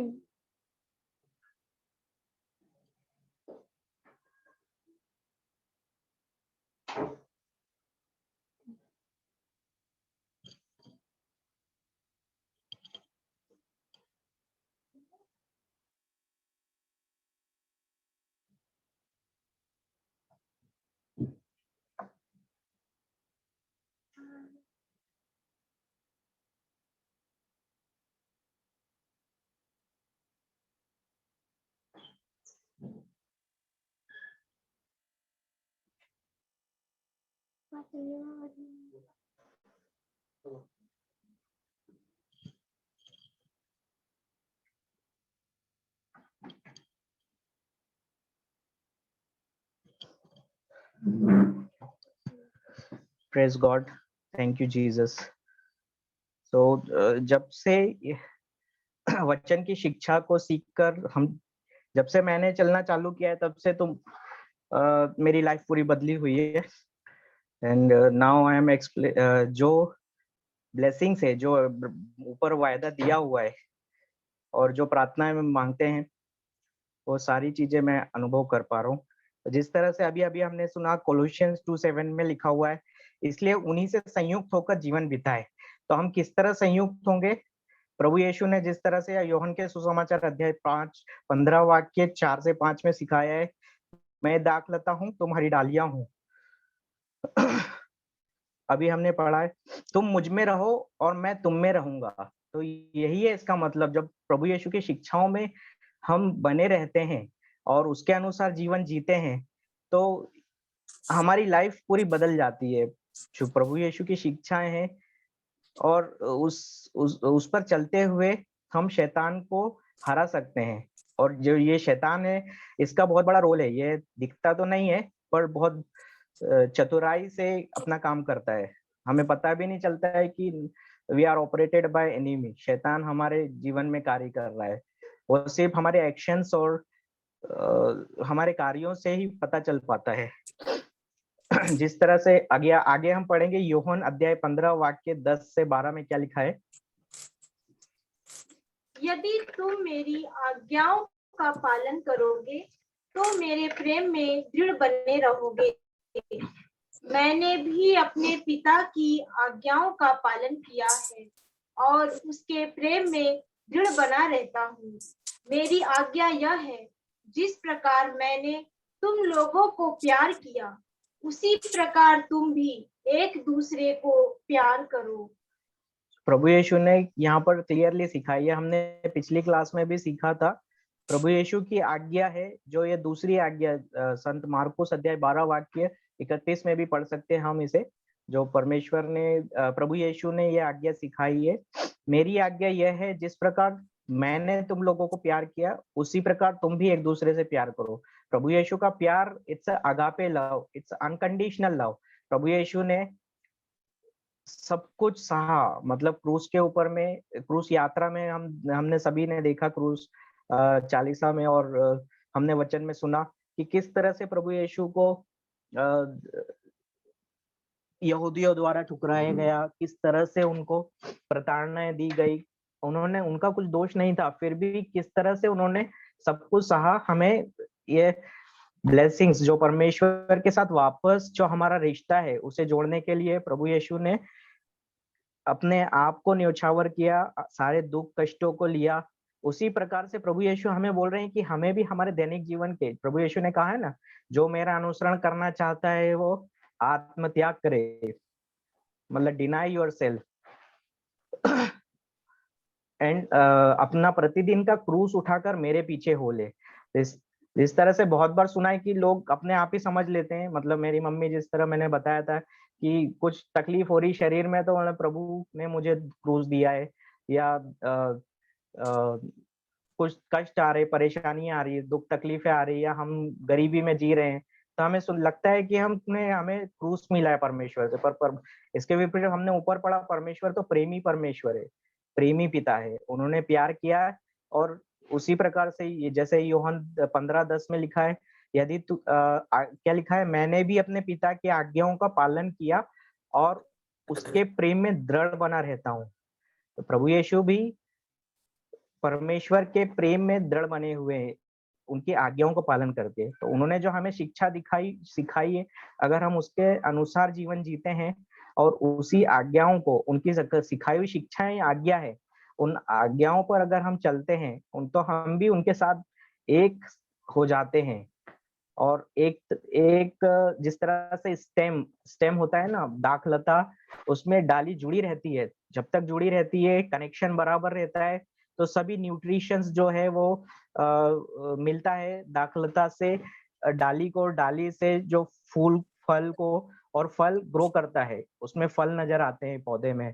उसी तरह से अगर हमारे जीवन में भी प्रभु यीशु की शिक्षाएं बनी रहती है और हम उस पर चलते हैं, तो हमें भी वह सब कुछ का एक्सपीरियंस, जो फल जिस तरह से एक दाखलता से जुड़े रहकर डालियों में फल लगते हैं और जो सबको दिखते हैं, और उसको दूसरे लोग खा सकते हैं। उसी प्रकार से जब हम प्रभु यीशु की शिक्षाओं पर चलते हैं तो हमारे जीवन में भी पवित्र आत्मा के फल नजर आते हैं, जो हमने पिछली क्लास में पढ़ा था कि किस तरह से गैलेशियंस 5 में वर्स 22 के आगे हम पढ़ेंगे तो पवित्र आत्मा के फल दिए हुए हैं। वो गलातियों के नाम संत पौलुस के पत्र अध्याय 5 वाक्य 22 के बाद हम पढ़ सकते हैं। पवित्र आत्मा के फल हम में नजर आते हैं और वो पवित्र आत्मा से हमारा आचरण पूरा चेंज हो जाता है। जब पवित्र आत्मा, वो जो प्रॉमिस हॉली स्पिरिट हमें तभी मिलेगा जब हम प्रभु यीशु की शिक्षाओं के चलेंगे और उनके साथ एक बने रहेंगे। तो इसीलिए बहुत जरूरी है, जिस तरह प्रभु यीशु ने कहा है, मेरी आज्ञा यह है जिस प्रकार मैंने तुम लोगों को प्यार किया उसी प्रकार तुम भी एक दूसरे को प्यार करो। सो हमें एक दूसरे को प्यार करना है प्रभु यीशु की इच्छाओं पर, शिक्षाओं पर चलते हुए। सो ये बहुत इंपॉर्टेंट है। जब से मैंने ये प्रभु यीशु की शिक्षाओं पर चलना चालू किया है, तब से जो कुछ भी जो मुझे ये लिखता था, मतलब जो प्रॉब्लम्स लाइफ में आती है, लॉ ऑफ फेथ जो लगाया, लॉ ऑफ फेथ भी जब मैंने अप्लाई किया तो वो मेरे बॉस ने बोला कि 15 दिन में तुमको टाइम है, डिसाइड करो तुम्हारा फ्यूचर क्या होगा। बट प्रेज गॉड, एक हफ्ता भी नहीं लगा, 4 दिन में सब कुछ चेंज हो गया। तो ये बहुत इम्पोर्टेंट है, ये मैंने टेस्ट किया है, अपने जीवन में अप्लाई किया है। तो इसीलिए आपको भी, सभी को ये वचन सीखकर उसे प्रैक्टिकली अपने जीवन में अप्लाई करना है। जब तक हम ऐसा नहीं करेंगे तब तक हम समझ नहीं पाएंगे। तो फिलिपियों के नाम संत पौलुस ने के पत्र में फिलिपियंस में क्या लिखा हुआ है 13 वर्ष में, जो मुझे बल प्रदान करते हैं मैं उनकी सहायता से सब कुछ कर सकता हूँ। जो मुझे बल प्रदान करते हैं, मतलब प्रभु यीशु जो है, संत पौलुस ने सिखाया है कि प्रभु यीशु की शिक्षाओं पर अगर हम चलते हैं तो प्रभु, मतलब तब से हम नहीं रहते हैं, मतलब हम में प्रभु यीशु कार्य करते हैं। और हम जब वचन को बोलते हैं, वचन को बोलते नहीं, वचन को जब हम कन्फेस करते हैं तो वी आर इन, मतलब अगर स्पिरिचुअल रिम में देखेंगे, हम आंखों से तो नहीं देख रहे हैं, बट इट इज डायरेक्टली, मतलब अटैकिंग ऑन एनिमी। शैतान को हम उठा के पटकते हैं। जिस तरह से हम फाइटिंग करते हैं ना मैनुअली, अगर किसी ने मुझे मारा तो मैं उसको करता हूँ प्रति उत्तर में, मैं भी उसके साथ फिजिकली फाइट करते हैं। तो वो फिजिकली फाइट नहीं है, इट्स अ स्पिरिचुअल फाइट। जब हम प्रभु यीशु की शिक्षाओं पर चलते हैं, और जैसे लॉ ऑफ फेथ में लिखा हुआ है, यदि तुम विश्वास करो और इस पहाड़ से कहो उखड़ और समुद्र में जा गिर, और मन में संदेह ना हो, किंतु यह विश्वास करो कि जैसा मैं बोल रहा हूँ वैसा होगा, तो वैसा हो जाएगा।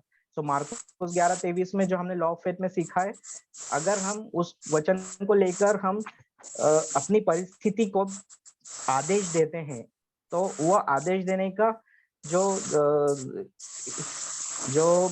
अथॉरिटी है वो प्रभु यीशु ने हमको दिया हुआ है, अगर हम उनकी शिक्षाओं पर बने रहते हैं।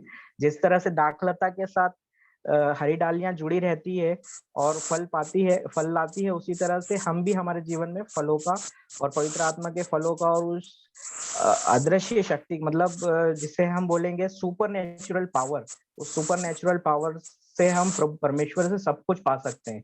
ऐसा कुछ भी नहीं है, सब कुछ बोले तो अभी जैसे हमने ऊपर पढ़ा,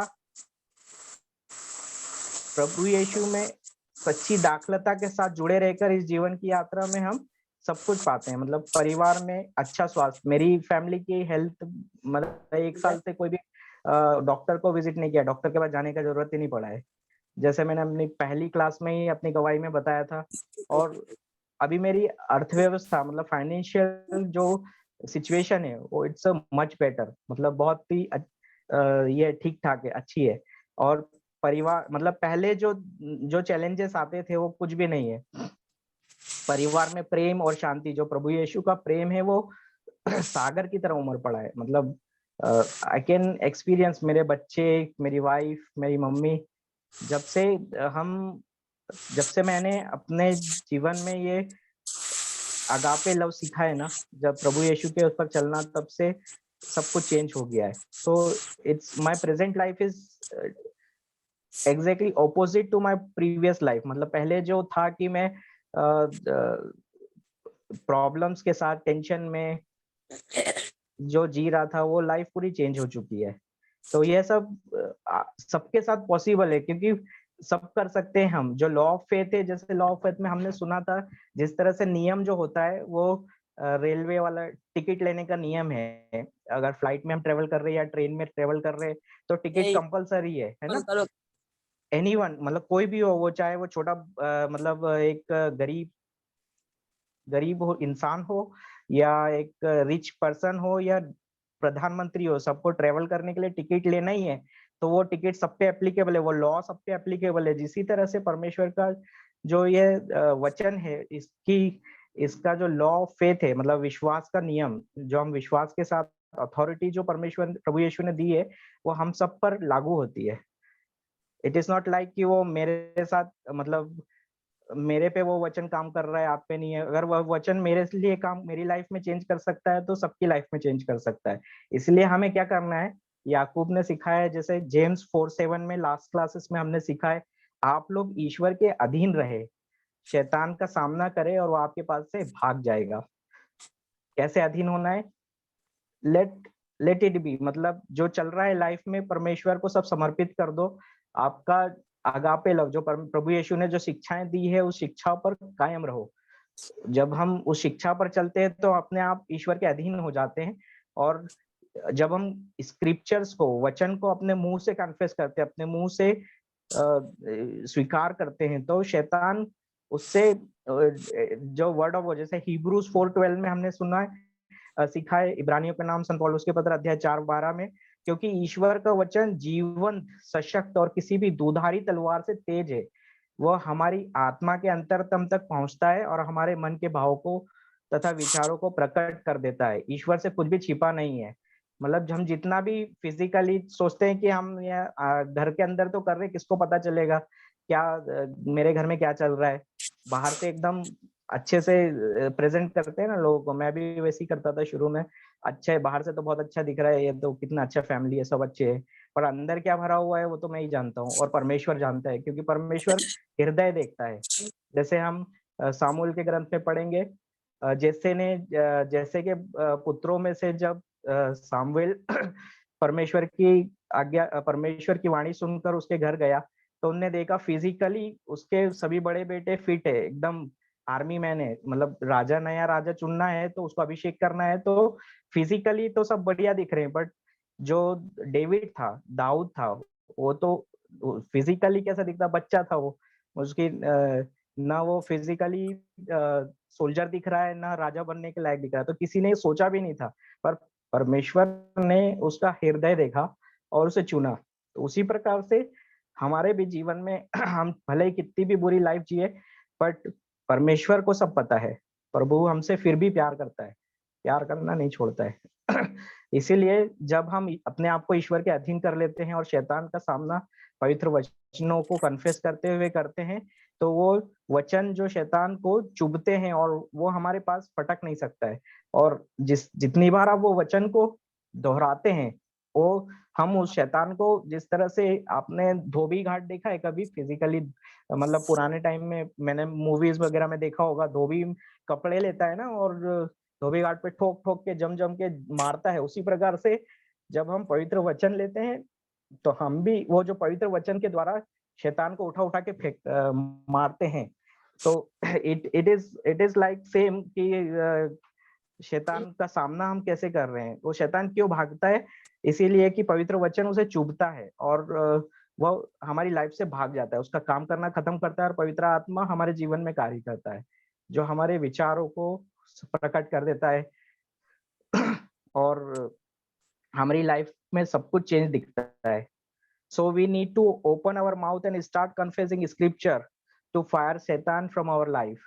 सो इसीलिए हमें क्या करना है, हमें अपना मुंह खोलकर पवित्र वचन को मुंह से बार बार स्वीकार करके हमारे जीवन से हमारे शत्रु दुश्मन जो शैतान है उसको भगा देना है, बाहर निकालना है। और ये हम तभी कर पाएंगे जब हमारे पास, मतलब एग्जाम फॉर उदाहरण के लिए लेंगे, एक सोल्जर है, एक जंग पे जा रहा है, तो उस सोल्जर के पास अगर गोलियां नहीं है और गन से, अगर उसके पास में वेपन है, मतलब गन है बट उसका बुलेट्स नहीं है, तो वो कैसे फाइट जीतेगा। तो अगर हम उसी तरह से हमारे पास भी है कि हमारे पास में अगर पवित्र वचन वचन ही नहीं हमें पता है और हम फाइट के लिए जाएंगे शैतान से, तो हम डेफिनेटली हारेंगे। इसीलिए पवित्र वचन जब बाइबल क्लास में सीखते हैं तो पेन और कॉपी लेके आपको नोट करना है किस वचन से क्या हम किस तरह से शैतान का सामना कर सकते हैं हर एक परिस्थिति के लिए।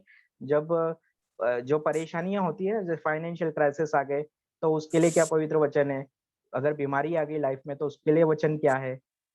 सो वो हमें सीखना बहुत जरूरी है। जैसे फॉर एग्जांपल आपकी लाइफ में बीमारी है, कोई तकलीफ हो रही है, तो परमेश्वर का वचन क्या करता है, मैथ्यू 8:17 एंड 1 पीटर 2:24, मतलब मत्ती अध्याय 8 वाक्य 17 और पहला पेत्रुस अध्याय 2 वाक्य 24, इन दोनों वचनों को अगर हम ज्वाइन करेंगे तो उसने हमारी दुर्बलताओं को दूर कर दिया और हमारे रोगों को अपने ऊपर ले लिया है। आप उनके घाव द्वारा भले चंगे हो गए हैं। जब हम ये ऐसा बोलना शुरू करते हैं, अपने मुंह से स्वीकार करते हैं कि मैं भला चंगा हो गया हूँ, सो शैतान और उस जो बीमार शरीर है वो बीमारी को देने वाला जो शैतान है वो भाग जाता है। तो उसका इफेक्ट भी खत्म होता है और जो स्वर्गदूत है हमारे बिहाफ पर उससे फाइट करते हैं और वो हमारी लाइफ से भाग जाता है। इसी प्रकार से जब अभी हमारी फाइनेंशियल क्राइसिस है तो हम फिलिपियंस 4:19 लेके वचन को कन्फेस करेंगे, बार बार कन्फेस करेंगे कि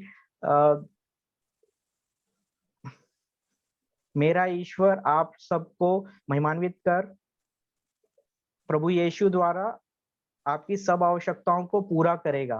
तो इसी तरह से अगर हम ये दो केसेस हो गए, अभी तीसरा है, दो वचन मिल गए हमको। तीसरा वचन बोलता है, तीसरा वचन आपके घर में परिवार में प्रॉब्लम है, अगर हम किसी को फाइट कर रहे, मतलब झगड़ा हो रहा है या प्रेम नहीं है, तो हमको उसके लिए क्या करना है, उसके लिए आपके प्रभु यीशु की शिक्षाओं पर चलना है। जैसे प्रभु यीशु ने सिखाया है, अभी अभी हमने वचन में सिखाया, मेरी आज्ञा है जिस प्रकार मैंने तुम लोगों को प्यार किया उसी प्रकार तुम भी एक दूसरे से प्यार करो।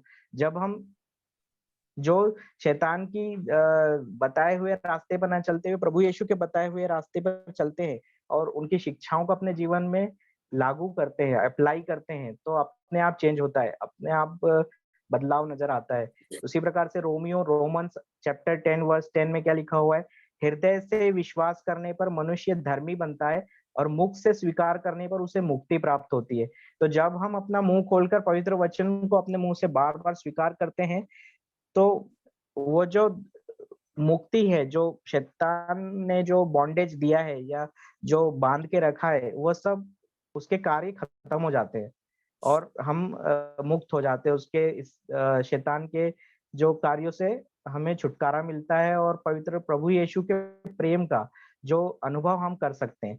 तो अभी सुपर नेचुरली, जैसे आज का विषय ही था कि we can receive from God supernaturally, हम प्रभु यीशु के साथ एक होकर अद्भुत तरीके से उन रहस्यमय तरीके से, एक अलौकिक तरीके से सब कुछ पा सकते हैं। सब कुछ मतलब सब कुछ आपकी लाइफ में जो भी परेशानी है, क्योंकि परमेश्वर सबको प्रेम करता है और परमेश्वर चाहता है कि हम इस जर्नी में इस लाइफ को एंजॉय करें, ना कि शैतान के किए हुए काम में उलझकर ये जीवन को ऐसे खत्म कर दे।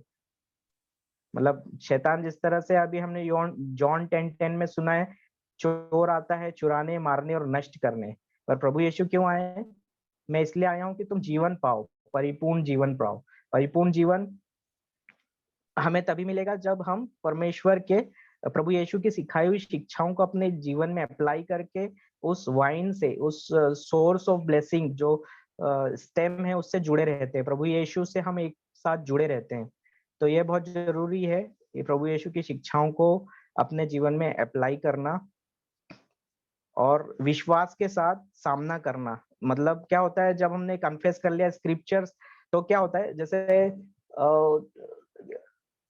उदाहरण के लिए जो फाइटर्स होते हैं ना, मतलब मैं जब शुरू में क्या था, जब मैं कॉलेज पढ़ता था, स्टडिंग टाइम में हम लोग वो एक फाइट वाला गेम होता है WWE WWF, जिसमें जो दो फाइटर है लड़ाई करते हैं। तो एक मार रहा है तो दूसरा उसको मार रहा है, दूसरा मार रहा है। तो इस तरह से जो लड़ाई है, ये लड़ाई जो है ये फिजिकल फाइट नहीं है, it's a spiritual fight, it's a आध्यात्मिक लड़ाई है। तो इसमें हमें, जब हम वचन को बोलते हैं, मतलब हम वचन द्वारा शैतान पे प्रहार करते हैं, बट उसके उत्तर में शैतान भी हमको अटैक करता है। तो वो जो अटैक है, तो क्या होता है, फॉर एग्जांपल आपकी लाइफ में कुछ बीमारी है, और वो बीमारी का कारण है वो शैतान ने के द्वारा लाई हुई बीमारी है। वो हमारे दिमाग में थॉट्स डालते रहता है, बार बार थॉट्स डालता है। अरे तेरी रिपोर्ट के अंदर में देख क्या आया है, तेरी रिपोर्ट में जैसे फॉर एग्जांपल शुगर हाई है या कोरोना पॉजिटिव है, तो बार बार नेगेटिव थॉट्स डालेगा, और वो हमको माइंड में अटैक करते जाता है कि हम तुमने वचन जैसे ही बोला वैसे हमारी तबीयत और बिगड़ने लगती है। तो जब हमारे पास ऐसा हो तो हमको समझना, मतलब ये हमारे लिए सिग्नल है कि we have to double our, मतलब हमारा जो वचन का फ्रीक्वेंसी है उसको बढ़ाना है, डबल कर देना है। कि जिस तरह से आप जैसे मैंने अभी बताया, जो फाइटर होता है जो काउंटर अटैक करता है, दोबारा मारता है, जब हम वचन को यूज करते हुए डबल फ्रीक्वेंसी बढ़ाते हैं, तो हम उस पर काउंटर अटैक करते हैं और एक समय के बाद वो भाग जाता है। तो ज्यादा नहीं होता है। मैंने अपने जीवन में जो अपनी लाइफ में जो मेरे बच्चों के साथ, मेरे बच्चों की हेल्थ में, मेरी हेल्थ में, मेरी फैमिली की हेल्थ में, जब भी कोई बीमार होता है, मैं मार्क 11:23 से आई command the spirit of infirmity, and सिर्फ दिन में with in 3 days I see the result. मतलब 3 दिन भी पूर्ण, चौथा दिन नहीं जाता है, तीसरे दिन में ही सब कुछ ठीक हो जाता है। तो उसी प्रकार से, मतलब जैसे अभी रिसेंट टेस्टिमनी है, जो पहली क्लास जब हुई थी मेरी, तो फर्स्ट पवित्र पाम संडे के दिन जब मैंने वचन सुनाया था, उसमें अपनी टेस्टिमनी दी थी। तो तब क्या हुआ, मैंने कहा कि 1 साल से मेरे फैमिली में कोई भी डॉक्टर के पास नहीं गया है। तो उसके अटैक, मेरा फिर दोबारा टेस्ट हुआ शैतान ने वापस से, मेरा बच्चा जो है, छोटा बच्चा जॉनी, वो बहुत छोटा है, तो उसको फीवर आया। फिर एक दिन नेचुरल, मतलब माइंड में वो लगता है, but I know the law of faith मेरे पास है। मैंने उसके सिर पे हाथ रखा, मार्क 11:23 स्क्रिप्चर यूज करके प्रार्थना किया, I submit him to the lord एंड started a spiritual fight. I resist the devil through the scripture. And first day, पहला दिन, मतलब मैंने उस अपने बच्चे को और अपनी फैमिली को परमेश्वर के अधीन कर दिया मार्क 11:23 लेके, और मैथ्यू 8:17 एंड 1 पीटर 2:27 को कंबाइन करके प्रार्थना कंटिन्यूस, जब जैसे माइंड में अटैक आ रहा है। अभी 1 दिन हो गया, फर्स्ट डे उसका फीवर नहीं गया। मतलब उसको हमने क्या किया, पहला दिन तो थोड़ा ये हो गया, मेरी वाइफ भी घबरा गई थी, तो हमने उसको फीवर का एक दवाई दे दिया। फिर हमने जो दूसरे दिन के बाद दवाई देने का जरूरत नहीं पड़ा, उसको खाली हमने पानी से जो टेम्परेचर डाउन करते हैं ना, वो किया। तब मेरे माइंड में बार बार अटैक, अरे यार ये तो, मतलब जो एनिमी रहता है वो बार बार विचार डालता है कि तुमको अभी तो हॉस्पिटल जाना ही पड़ेगा। उसके बाद क्या हुआ, जैसे प्रेयर कर दी, प्रेयर करने के बाद उल्टा नेक्स्ट डे, दूसरे दिन क्या हुआ, उसको लूज मोशन होने लगे। लूज मोशन मतलब फ्रीक्वेंसी बढ़ गई, बार बार टॉयलेट जा रहा है, समझ में नहीं आ रहा है अभी क्या होगा। अभी तो गर्मी का समय है, पानी कम पीता है, छोटा बच्चा है, टॉयलेट जाएगा तो उसको कमजोरी आ जाएगी। एंड बहुत बार होता है ना कि जब बच्चा बुखार आ रहा है या टॉयलेट आ रहा है, तो माइंड में क्या कोई सवाल आने लगते हैं। तो अभी बार बार एनिमी जो मेरे दिमाग में डाल रहा था शैतान, कि अरे तूने टेस्टिमनी दिया, देख तेरा बच्चा बीमार है। मेरे माइंड में बार बार वैसे ही आ रहा था कि अरे मैंने अभी टेस्टिमनी दिया है, 1 साल से बच्चा बीमार नहीं हुआ, और नाउ 2-3 दिन के बाद ही वो 1 हफ्ते बाद बच्चा इस तरह से हो गया। तो पहला दिन गया, दूसरा दिन गया, नाउ 3rd डे उसका बुखार ठीक हो गया, लूज मोशन ठीक हो गया, प्रेज गॉड। अब तक वो दोबारा वो ऐसा कुछ नहीं हुआ, हमको डॉक्टर के पास जाना ही नहीं पड़ा।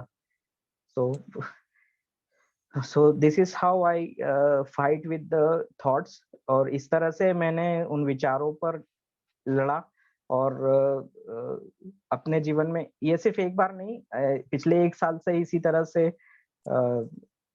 मैं कोशिश कर रहा हूँ, मतलब अपने जीवन में जो ये थॉट्स आते हैं, जो एनिमी अटैक करता है, उसके साथ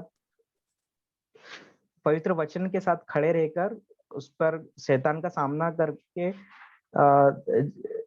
हर बार प्रभु यीशु ने मुझे विक्ट्री दिलाई है। So I praise Jesus, thank you Jesus, all glory to God. ईश्वर की, प्रभु यीशु की महिमा के लिए ये टेस्ट आया and I give this testimony. मैं अपनी ऑल ग्लोरी टू गॉड, ये जो टेस्टिमनी मैंने अभी सुनाई है, इसकी वजह से मुझे बार बार थॉट आ रहा था कि तो बाइबल क्लास शुरू किया है, पर देख तेरी लाइफ में तो वापस से वही बच्चा बीमार पड़ गया है, अभी उसको ये करेगा। तो ये सब थॉट्स के ऊपर में मैंने विक्ट्री पाई है। So praise God, thank you Jesus. और इस तरह से I fight good fight of faith and it's not end here. ये जो है ये चलते रहता है। जब हम पवित्र वचन के साथ अपने घर को बनाते हैं तो हमारी नींव स्ट्रांग होती है, दृढ़ बनती है। तो इसीलिए अपने दैनिक जीवन में हमें भी पवित्र वचन को सीखना है और उस पर स्थिर खड़े रहना है। तो जब हम ऐसा करेंगे तो anything you can ask anything.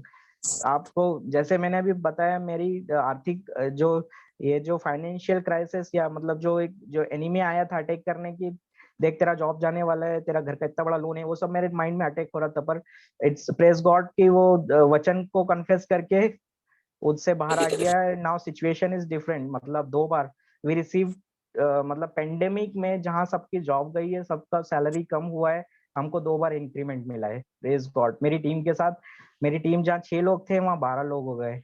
And जो प्रोजेक्ट क्लाइंट्स ने देने बंद कर दिए थे, वही क्लाइंट्स रिपीट ऑर्डर दे रहे हैं और प्रोजेक्ट्स आ रहे हैं और सब कुछ चेंज हो गया है। So not only in my family health, मेरी हेल्थ में भी जब मैंने वचन, जैसे मैंने बताया शुरू में, जब से मैं अपने आप को विनम्र बनाया और पवित्र वचन पर चलकर उसकी शिक्षाओं पे खड़ा हूँ, तो मेरे साथ क्या हुआ, पहले मुझे क्या होता था, मेरी बार बार बैक पेन होता था, काफी बैक पेन होता था, एसिडिटी होता था। तो मैं बहुत बार, मेरी वाइफ है यहाँ पर, मैं वो जानती है, प्रार्थना के समय जब मैं आता हूँ तो खड़ा नहीं हो पाता था, मतलब मुझे लेटना ही पड़ता था। So it's all are the work of enemy. मतलब जब मैंने वचन चालू किया पिछले 1 साल से, तो क्या होता है कि जब मैं पानी पीता हूँ सुबह, पानी पीने के बाद मेरे अंदर से, जैसे जैसे वचन कन्फेस करते हैं, अंदर से जो स्टिकी कफ रहता है वो काफी निकलना शुरू हुआ।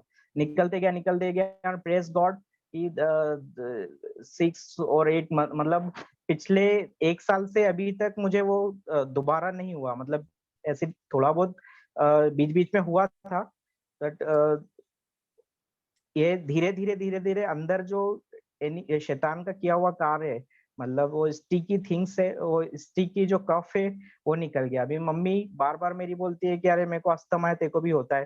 पहले 2 साल पहले तक मैं बार बार नेबुलाइज करता था, मतलब मुझे जरूरत पड़ती थी, क्योंकि मैं 2011 में हॉस्पिटलाइज हुआ था। तब मुझे डॉक्टर ने बताया था कि आपका लीवर कमजोर है, और जो उसमें एक टेस्ट होता है जिसमें हमें अपना जो फ्लो है, मतलब मुंह से जो फूंकते हैं ना, तो ये फूंकने पर वो टेस्ट होता है, तो उसपे नंबर्स आते हैं। तो जो नॉर्मल ब्रीदिंग होती है, नॉर्मल जो प्रेशर होता है, वो मेरा प्रेशर बहुत डाउन था। बट प्रेज गॉड, तब मुझे नेबुलाइज करना पड़ता था, काफी परेशानी होती थी। मतलब 2 साल पहले तक मुझे नेबुलाइजर की जरूरत पड़ती थी मम्मी के साथ में। मम्मी बार बार बोलती थी अरे जनरेशन टू जनरेशन मेरे को भी है, तेरे को भी होगा। बट मेरी नानी को, मेरी फैमिली में किसी को नहीं था। बट जब से ये वचन समझा है कि प्रभु यीशु ने ऑलरेडी हमारे पापों को, हमारे कष्टों को क्रूस पर ले लिया, और उनके घाव द्वारा हम भले चंगे हो गए हैं। तो I submit myself to God and I started confessing scripture. प्रभु यीशु के वचनों को सीखकर उन्हें कन्फेस करना चालू किया। तब से वो सारा स्टिकी कफ धीरे सॉरी धीरे धीरे करके निकल गया सारा। और प्रेस गॉड, 1 साल से मुझे ये लगाने की जरूरत नहीं पड़ी, नेबुलाइजेशन की जरूरत नहीं पड़ी, और जो बैक पेन का प्रॉब्लम था वो भी खत्म हो गया है। अभी मुझे एसिडिटी और ये सब नहीं होता है। हाँ, बीच बीच में जैसे जैसे मैं स्क्रिप्चर्स सीख रहा हूँ और ये कर रहा हूँ, तो बीच बीच में और कफ निकलता है, मतलब ये क्लीनिंग होता है, क्लींजिंग।